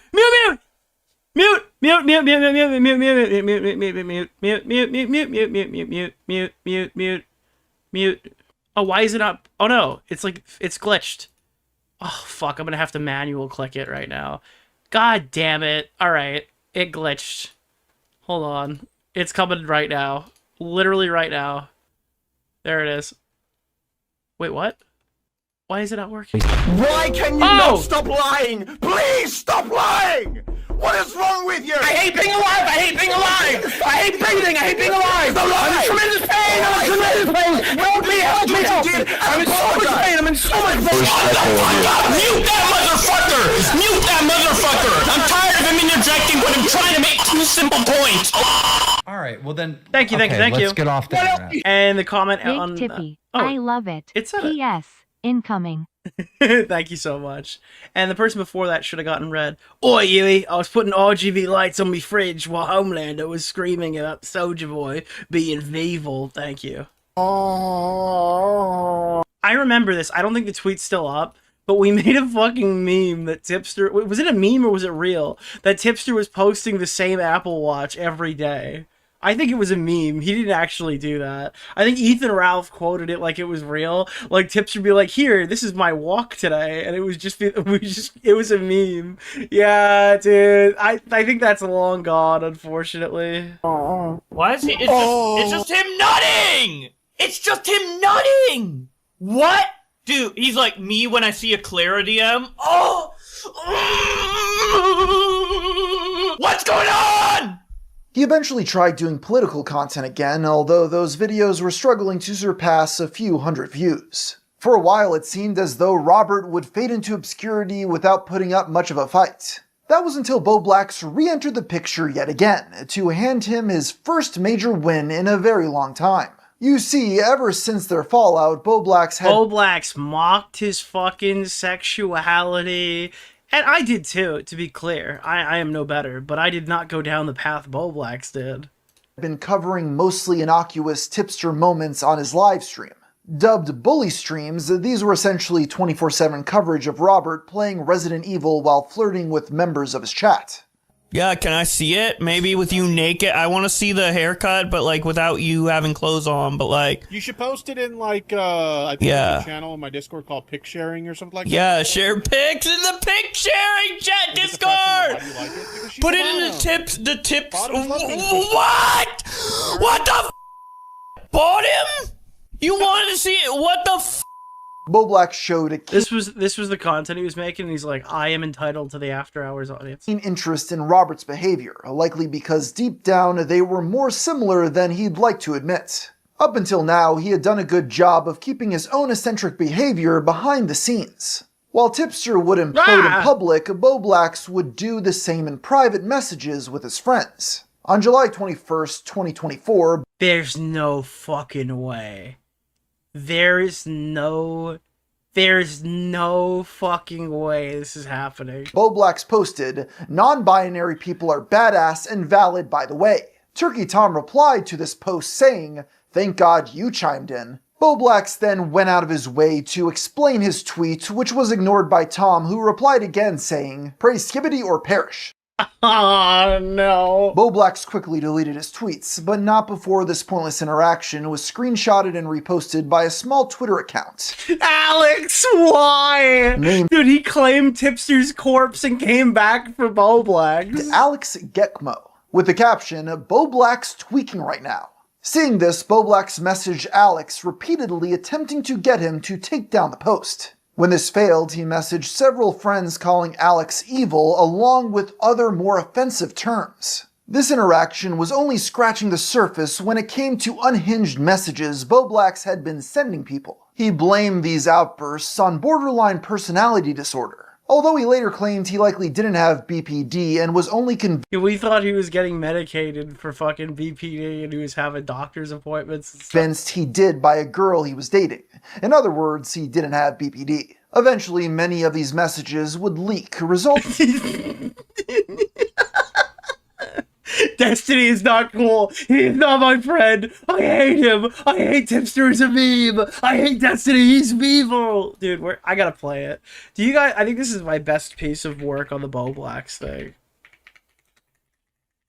Yeah, this is the best one. Oh, this is actually my biggest accomplishment. Does this... hold on. Before I say that, let me open incognito before I own myself. Oh my god, this is an incognito tab. You know how Bo Blacks is... Dude, Bo Blacks' career move was creating Bo Blacks' Twitter versus show. This is catastrophic. I had to go in incognito so it's fair. Oh god, yeah. Dude, so we did a dramatic read before we kind of did dramatic reads. I created an entire Bo Blacks response video in his style and then put it out. I was watching my favorite live streamer, Augie RFC, come back to YouTube, and on that stream, the YouTuber Bo Blacks was caught making several lies, ultimately culminating in the fact that he actually did not have BPD. Yeah, I lied about having BPD. So on Twitter, Willie Mac Show said, first they came for John Swan, and I said nothing because I didn't. Yeah, so this was that, and then eventually at the end of the meme, I just started reading the... Here, is it this one? With his... Is it... Yeah, here it is. Here, that this little... No, not that one. I need you to listen and think about... Yeah, like, at the end of the video, I chime in. Like, this being... I had to add my opinion in there, because, you know, Twitter versus, the most important thing is your opinion. Egomaniac. Come on! I need you to listen and think about what I said, and make a real apology. Not public, no optics, just you talking to me. I think you fucking owe me that if you even respect me just a little bit. Video form, written form, whatever. I understand this was a mistake on your part. You had no malicious intent, but I think it's a big fuck up. I don't know if I'm being sensitive, but yeah, I'm always worried about being too whiny or bitchy, which is why I let retards like Keem step on me for so many years with zero respect. And now I see you're doing the same shit with Destiny, letting him step all over you, trying to correct the record when he called you a big fat retard on his stream over fucking Boogie 2988 DMs. Pathetic is what I think it is. I don't know, man. Maybe it's harsh, but I think you're a talented, smart, loving dude, but sometimes you're dense as fuck. Why do you think my debate with Destiny stood the test of time, but yours didn't, despite it being the same topic? You're not smarter than me, Nick. We're just smart in different ways.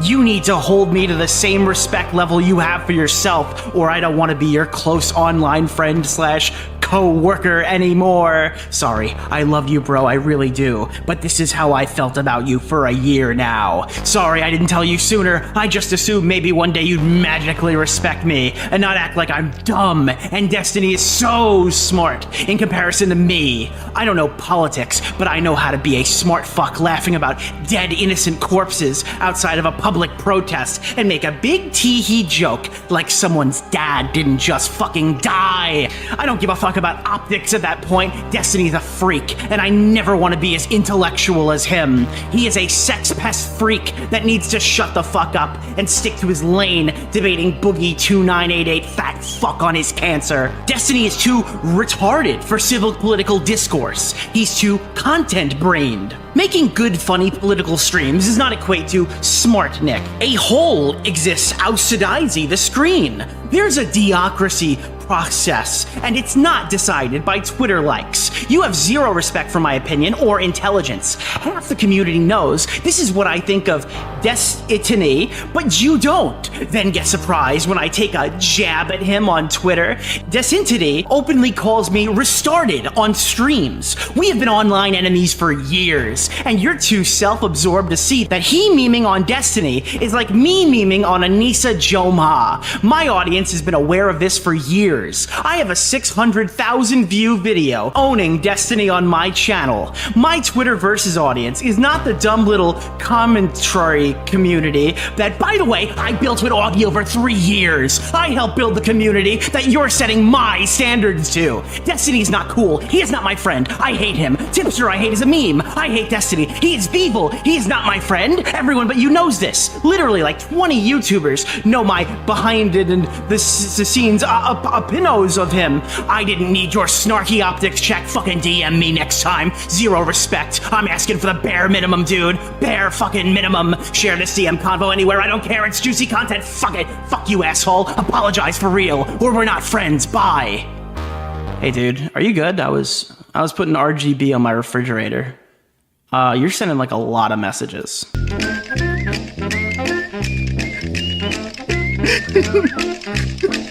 And obviously the rest of those came out later after he started accusing me of leaking his gender and shit, so we had to keep going. But that was By the way, the RGB on the fridge is still working, dude. Govy. You gotta get Govy. RGB on my refrigerator. You're sending like a lot of messages. Yeah, I think it looks pretty good. I'm looking at it right now. It looks pretty good. It's good. It lights up the wall. That's all it has to do. But yeah.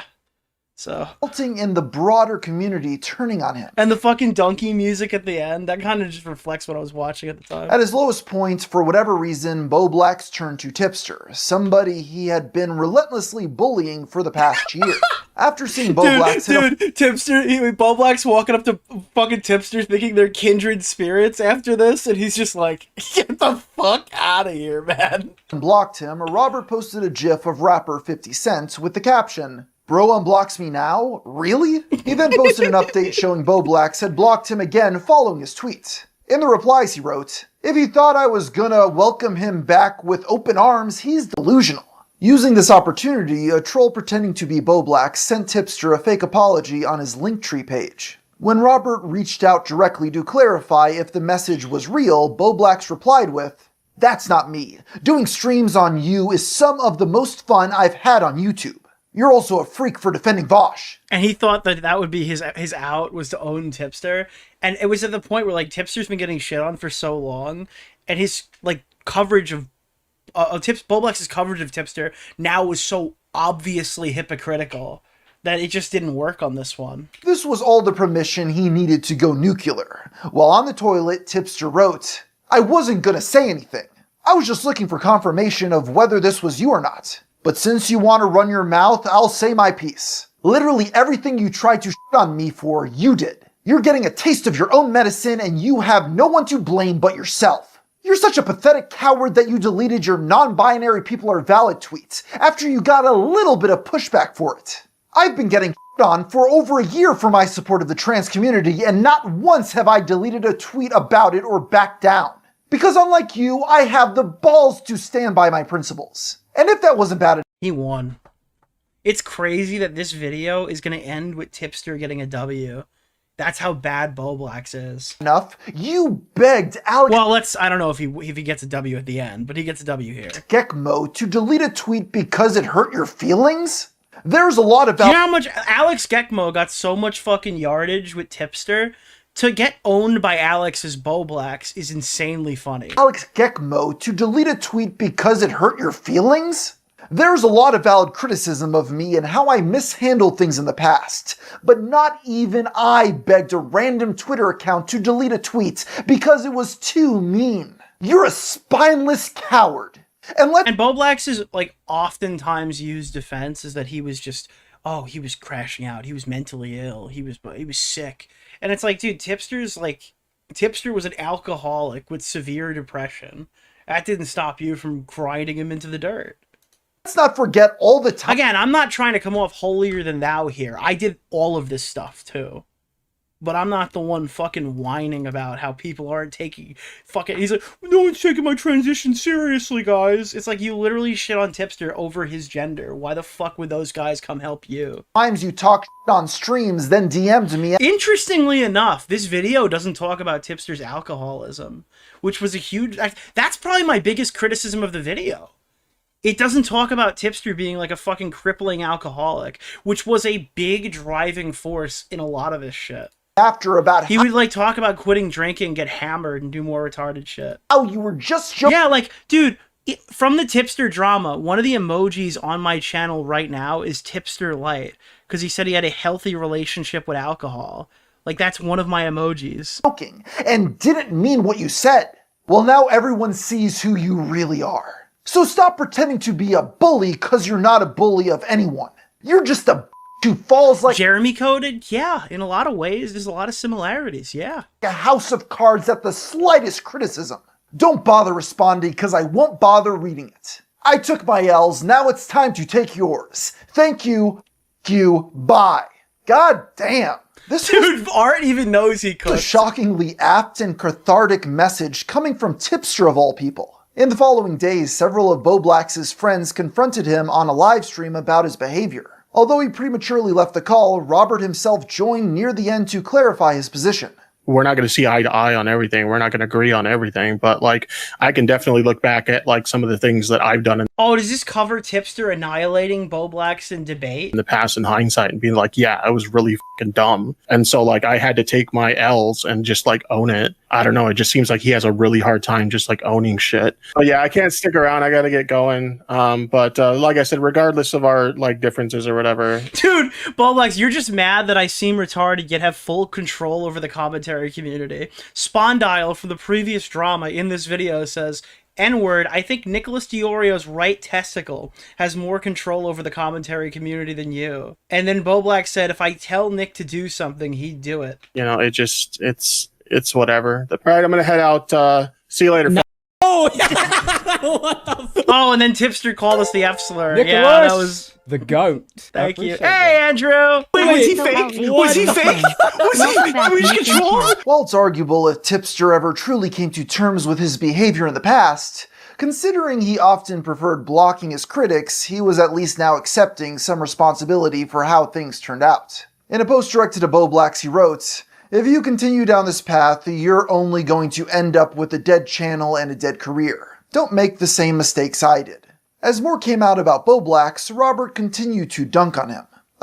Wait, look at that. Mistakes I did. As more Tipster is a pansexual because he has become so pathetic, he is no longer considered a man. I'm just saying, guys. This is the... Dude, this guy goes on Twitter right now and says nobody respects his transition. This is what I've been trying to tell you the entire time. Boblax literally lost the support of these people because he was a piece of shit. Came out about Boblax, Boblax was non-binary at this point. Boblax had... I think this is probably around the time, if not just before, or maybe just after, where he presumably told... who the fuck is that? Ryan Beard that he was pansexual. That was 2024, right? Before any of us even knew about it. So he was not pansexual, non-binary. I'm almost positive Boblax was literally non-binary when he attacked Tipster in this manner. We just didn't know if his story is true. Continued to dunk on him. Eventually, the two agreed to chat on stream and air out their grievances, starting with Vosh. All I alluded to was like the defending Vosh thing, which I still think was horrible, and you agree.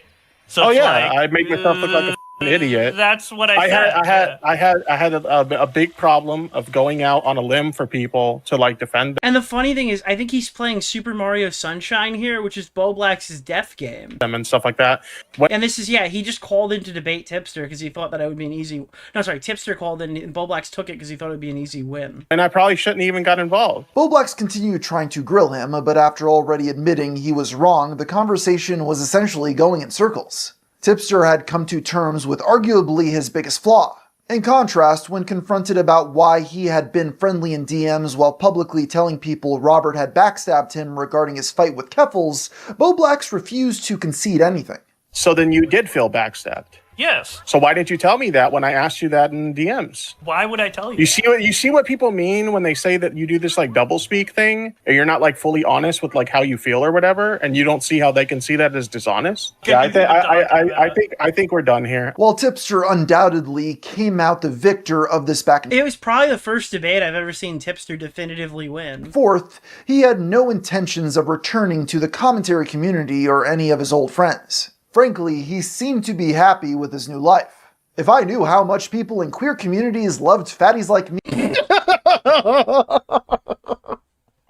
Dude, this motherfucker must have just met Sky Williams. I would have came out of the closet sooner. He even began posting on Blue Sky after changes were made to Twitter's block button, making it functionally inert. Soon after joining, he got right back into posting his usual content. The rumors are true. @Euphoriatory is a Bratty Bottoms.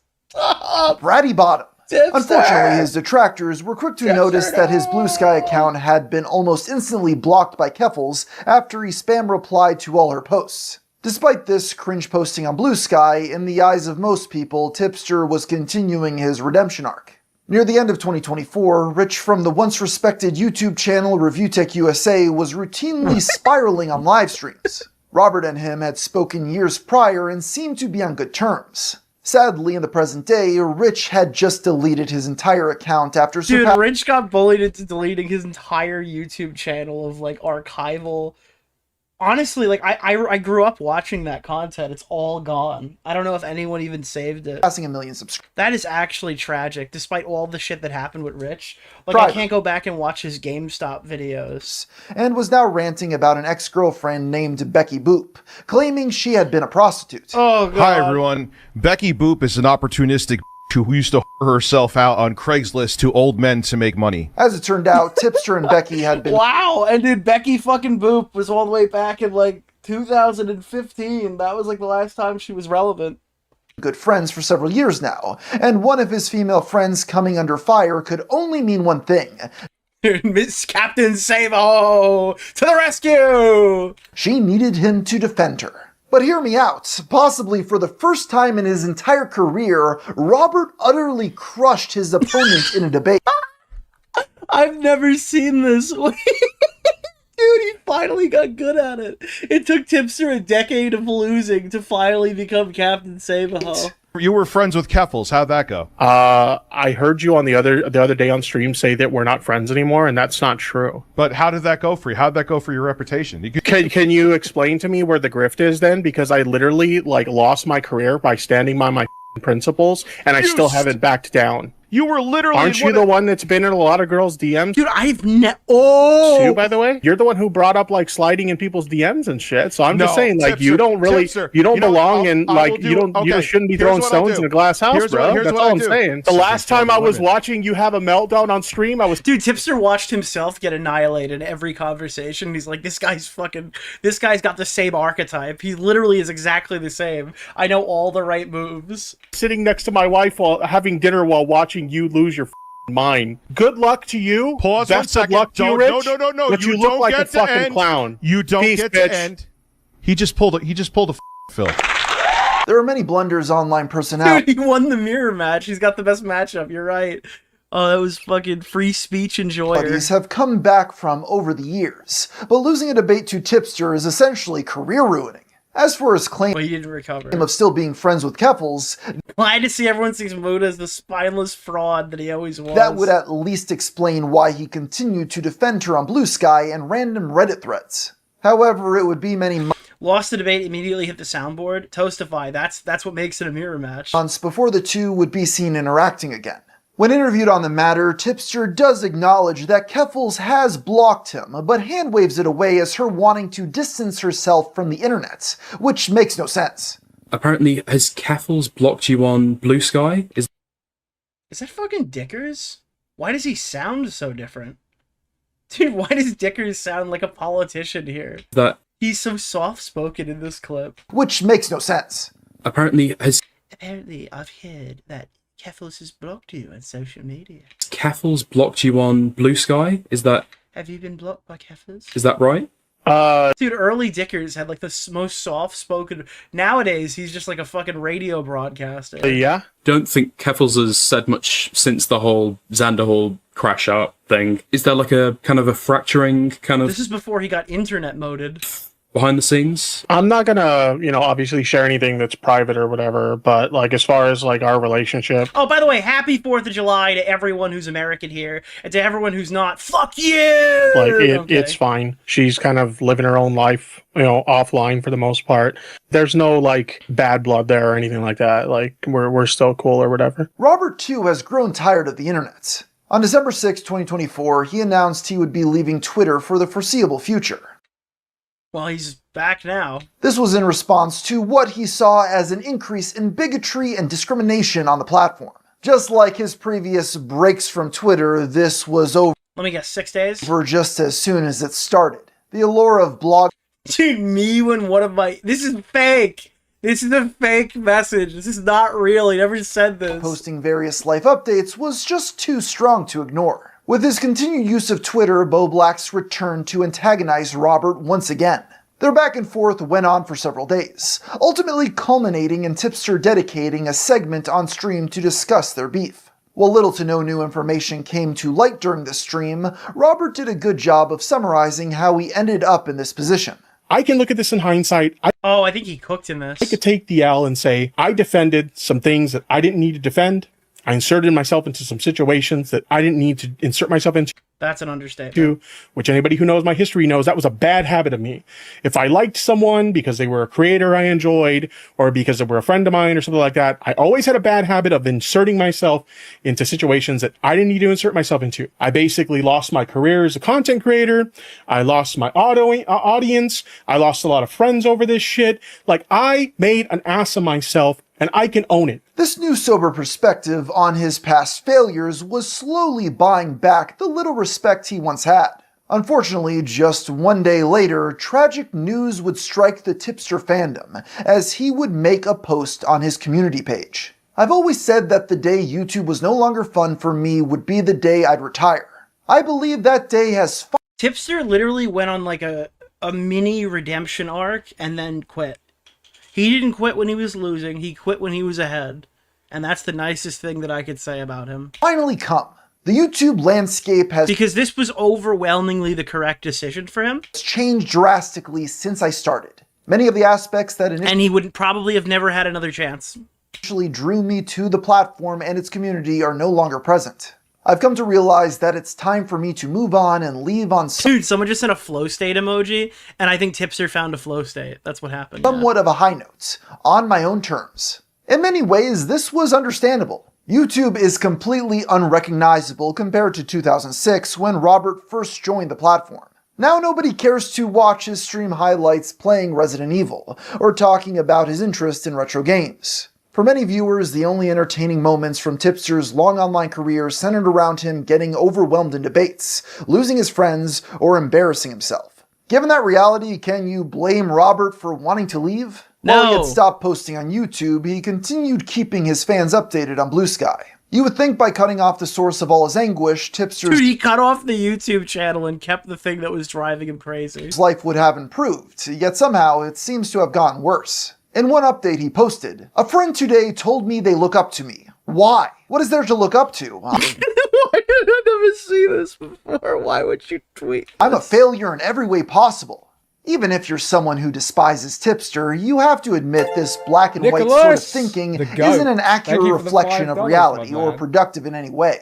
He does have a decent job and a wife who seems fine with his online shenanigans. Yeah. Less than 2 months after announcing his retirement, Tipster returned to YouTube yet again. I feel like this script is getting repetitive. Once again, he decided to wipe his entire channel, with only his most recent streams remaining public. He continued streaming for the next few months, although very little from this time has been archived. Even users of Kiwi Farms only occasionally return to his thread to remind readers that he is indeed still overweight. For what it's worth, it appears the majority of lost media was uninteresting. His sub count had been in free fall since his return, and by November of 2025, he officially dropped below 100k. It would be an understatement to say Tipster needed to make a change. A transition, if you will. Uh-oh. On December 29th, Robert posted to Twitter, "New Year, New Me," with a transgender flag attached. In the replies, he clarified that he was coming out as non-binary. Along with this, he changed his name on all platforms to "Hey, it's Tippy XO." This rebrand included a new Gothic-inspired logo. I never really thought of this, but I think the gamer from Mars is right.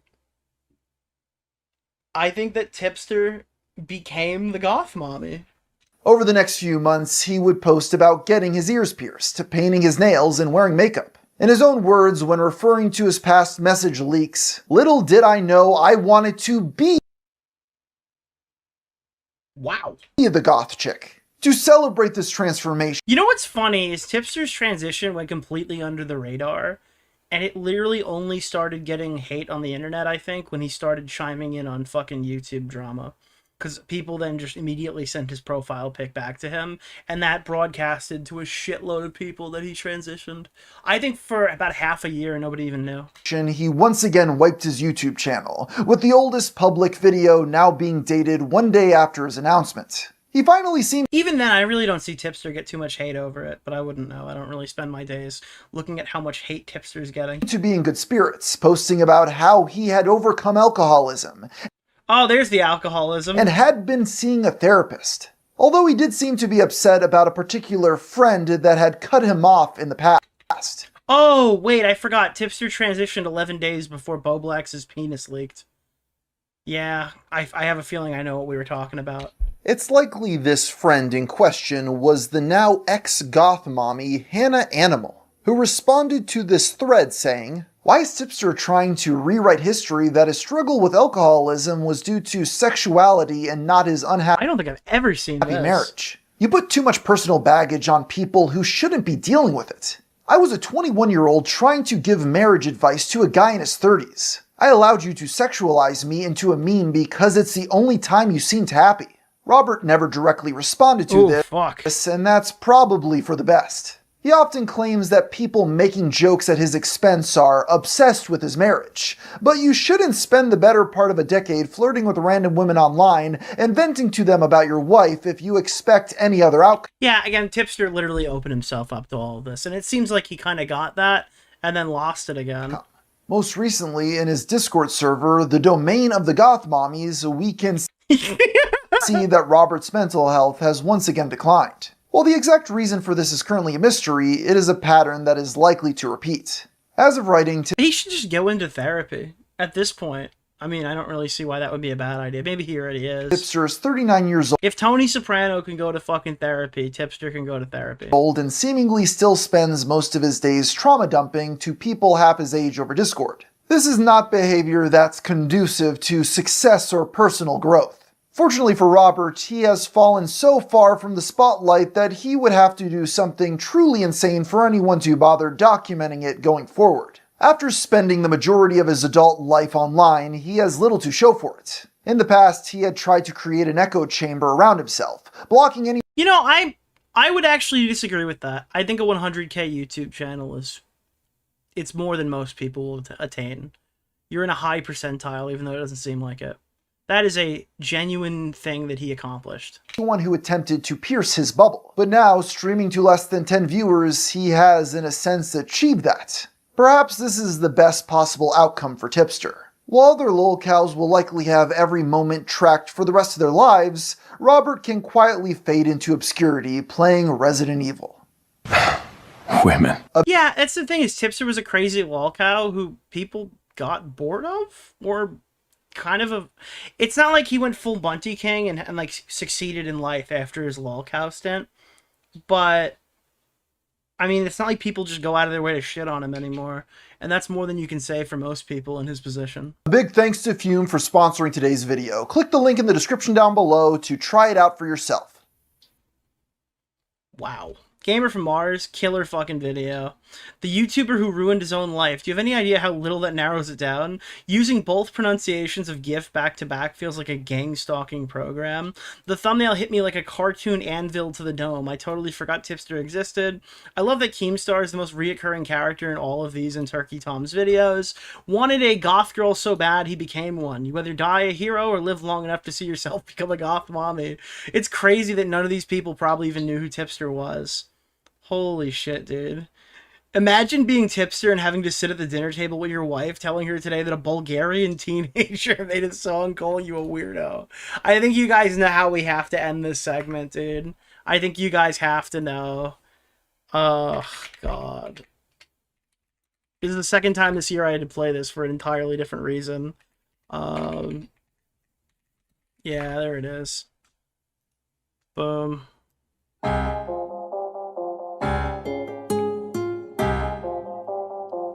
Bro.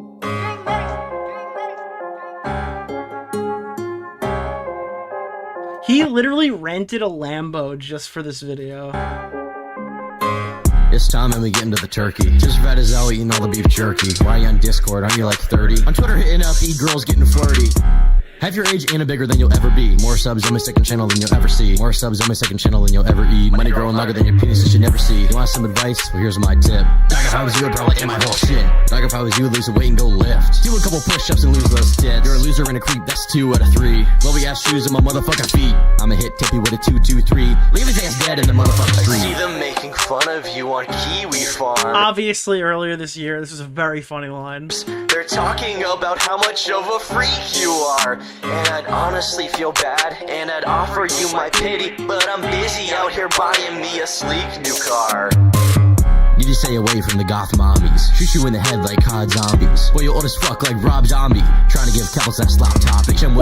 Ooh! Bobby, I rolled up a stogie. I ash it on Tipster and tell him to blow me. You trying to eat burgers, especially Zoe. You said you was leaving. You better get go. I forgot about the Zoe Burger thing, but it was in the song. Gonna deactivate, cry like a bitch. Ludo heart under you throwing a fit. Bitch, I'm dark, but I'm getting it lit. Bring up my DMs, I don't give a shit. Sub count stuck like you in a tub. Trying to get bitches to give you a tug. All in their DMs like, give me a hug. Gain more weight when you gain new subs. The funny thing is, Brandon didn't even know who Tipster was. He just signed up for this, I think. Tipster, fuck you. Hannah Animal, she a slut too. Trying to fuck Jalen? Yuck, dude. No IRL lady's gonna touch you. Are you 35 and still beefing with kids? Need to lay off the Oreos, word up to Nick. Before we wrap up, got a question real quick. Why do all the hot ones not like dick? I see them making fun of you on... Dude, it's just so good. It's certified hood classic. Yeah, it's just so good. From YouTube to Lolcow, you know how they say the only distraction you can go from rock bottom, sorry, the direction you can go from rock bottom is up? In this case, it could be sideways. I feel like I need a cigarette when I watch this. Tipster, I have not heard that name in years. Ready to Glare posted, wow! Before the quartering, there was Tipster. What a terrible day to have eyes. Fellows, if Tipster can land a wife and partner, so can you. Holy shit. Chris Chan became a boyfriend-free girl, and Tipster became a goth mommy. Wild that it happened twice. Holy shit, Tipster pulled a Jim Sterling. Oh, God. Never knew the lore went this deep. He went from Tipster to just the Tipser. Ah! He went from smoke weed every day to smoke hams every day. This guy is basically discount Wings of Redemption. The thing is that Wings' life is still, like, fucked. He needs to be... Like, not Boogie. Tipster never made it on a Keemstar's show. Haven't heard of Tipster since Susie Lou. Bro, that thumbnail got me perplexed. The thumbnail just hit me like a freight train. How the fuck did this guy get worse? Tipster, that's a name I haven't heard in a long time. Carl Jobst is being digested. What the fuck? Why the fuck have you... Why did you invoke him? Why did... What? Why are... Dude, Carl Jobst 4 is in this video. Wow. Oh, God. Tipster the big 2026. Now, if Mars makes one on Bo Blacks, Nicholas DeOrio is going to have a field day. I mean, he should. He should. It's probably too similar to this one, because it does tell a lot of the story here. But... There's definitely a story to tell there. Bo Black, well, I mean, 111 wasn't in this video, so there's a lot. Shit brings me back. I missed the YouTube commentary circle. It's nice to relive this car crash again. You know what's funny? When you say YouTube commentary, this is kind of a bug out. I think of, obviously, YouTube commentary, and that's like Leafy, Grade, and Keem, and Pyro. And then there are people who think of, like, YouTube commentary as I'm Alex, Kavos, Wild Spartans. There is probably a group of people out there who think of YouTube commentary as, like, me, After Hours, Tom, Tipster, Tommy. And that's just crazy to me. That is actually a total bug out. I think it's probably in unison with all the others, but, like, that's weird. Toastify, I watched your I'm Alex video when I was 14. That's fucking scary. That's a scary thought. It's weird. Remember I told everybody, if I don't think anyone remembers, but I said I'm only going to be on YouTube for like a year before I go to the work thing. And because I never intended on being here. Well, I did the work thing, but I stayed. So that's cool. That's crazy. We're about a year and a half out from 10 years now. Fucking I mean, I've done a lot of stuff in 10 years. Maybe that's the last one for me. Or maybe we push forward. I gotta say, I think most people tap out at 3 sometimes even 1. We've been doing this for a while. I think I remember a metric for me in like 2018 where I thought I'd be successful is if I popped up in a Tro video, and I think we did that by the end of the following year. I think I popped up in one of them. But now, I mean, I watch all these YouTube videos, and I'm like a reoccurring character in some of them. It's cool. Anyways, as I talk about my own platform mortality, and I mean, I love videos like this because it reminds me of like the olden days and how much I'm happier now. that really, no, there was good times back then. But you know, in a heartbeat, I would pick now, personally. Not gonna glaze here, but your experience of being part of so many historic drama events is one of the reasons I prefer to get my drama from the Nicholas DeOrio channel. Well, it's come in different shapes and sizes over the years, but I hope you guys enjoy the current iteration. And I know I appreciate everyone who's been here throughout this entire fucking journey.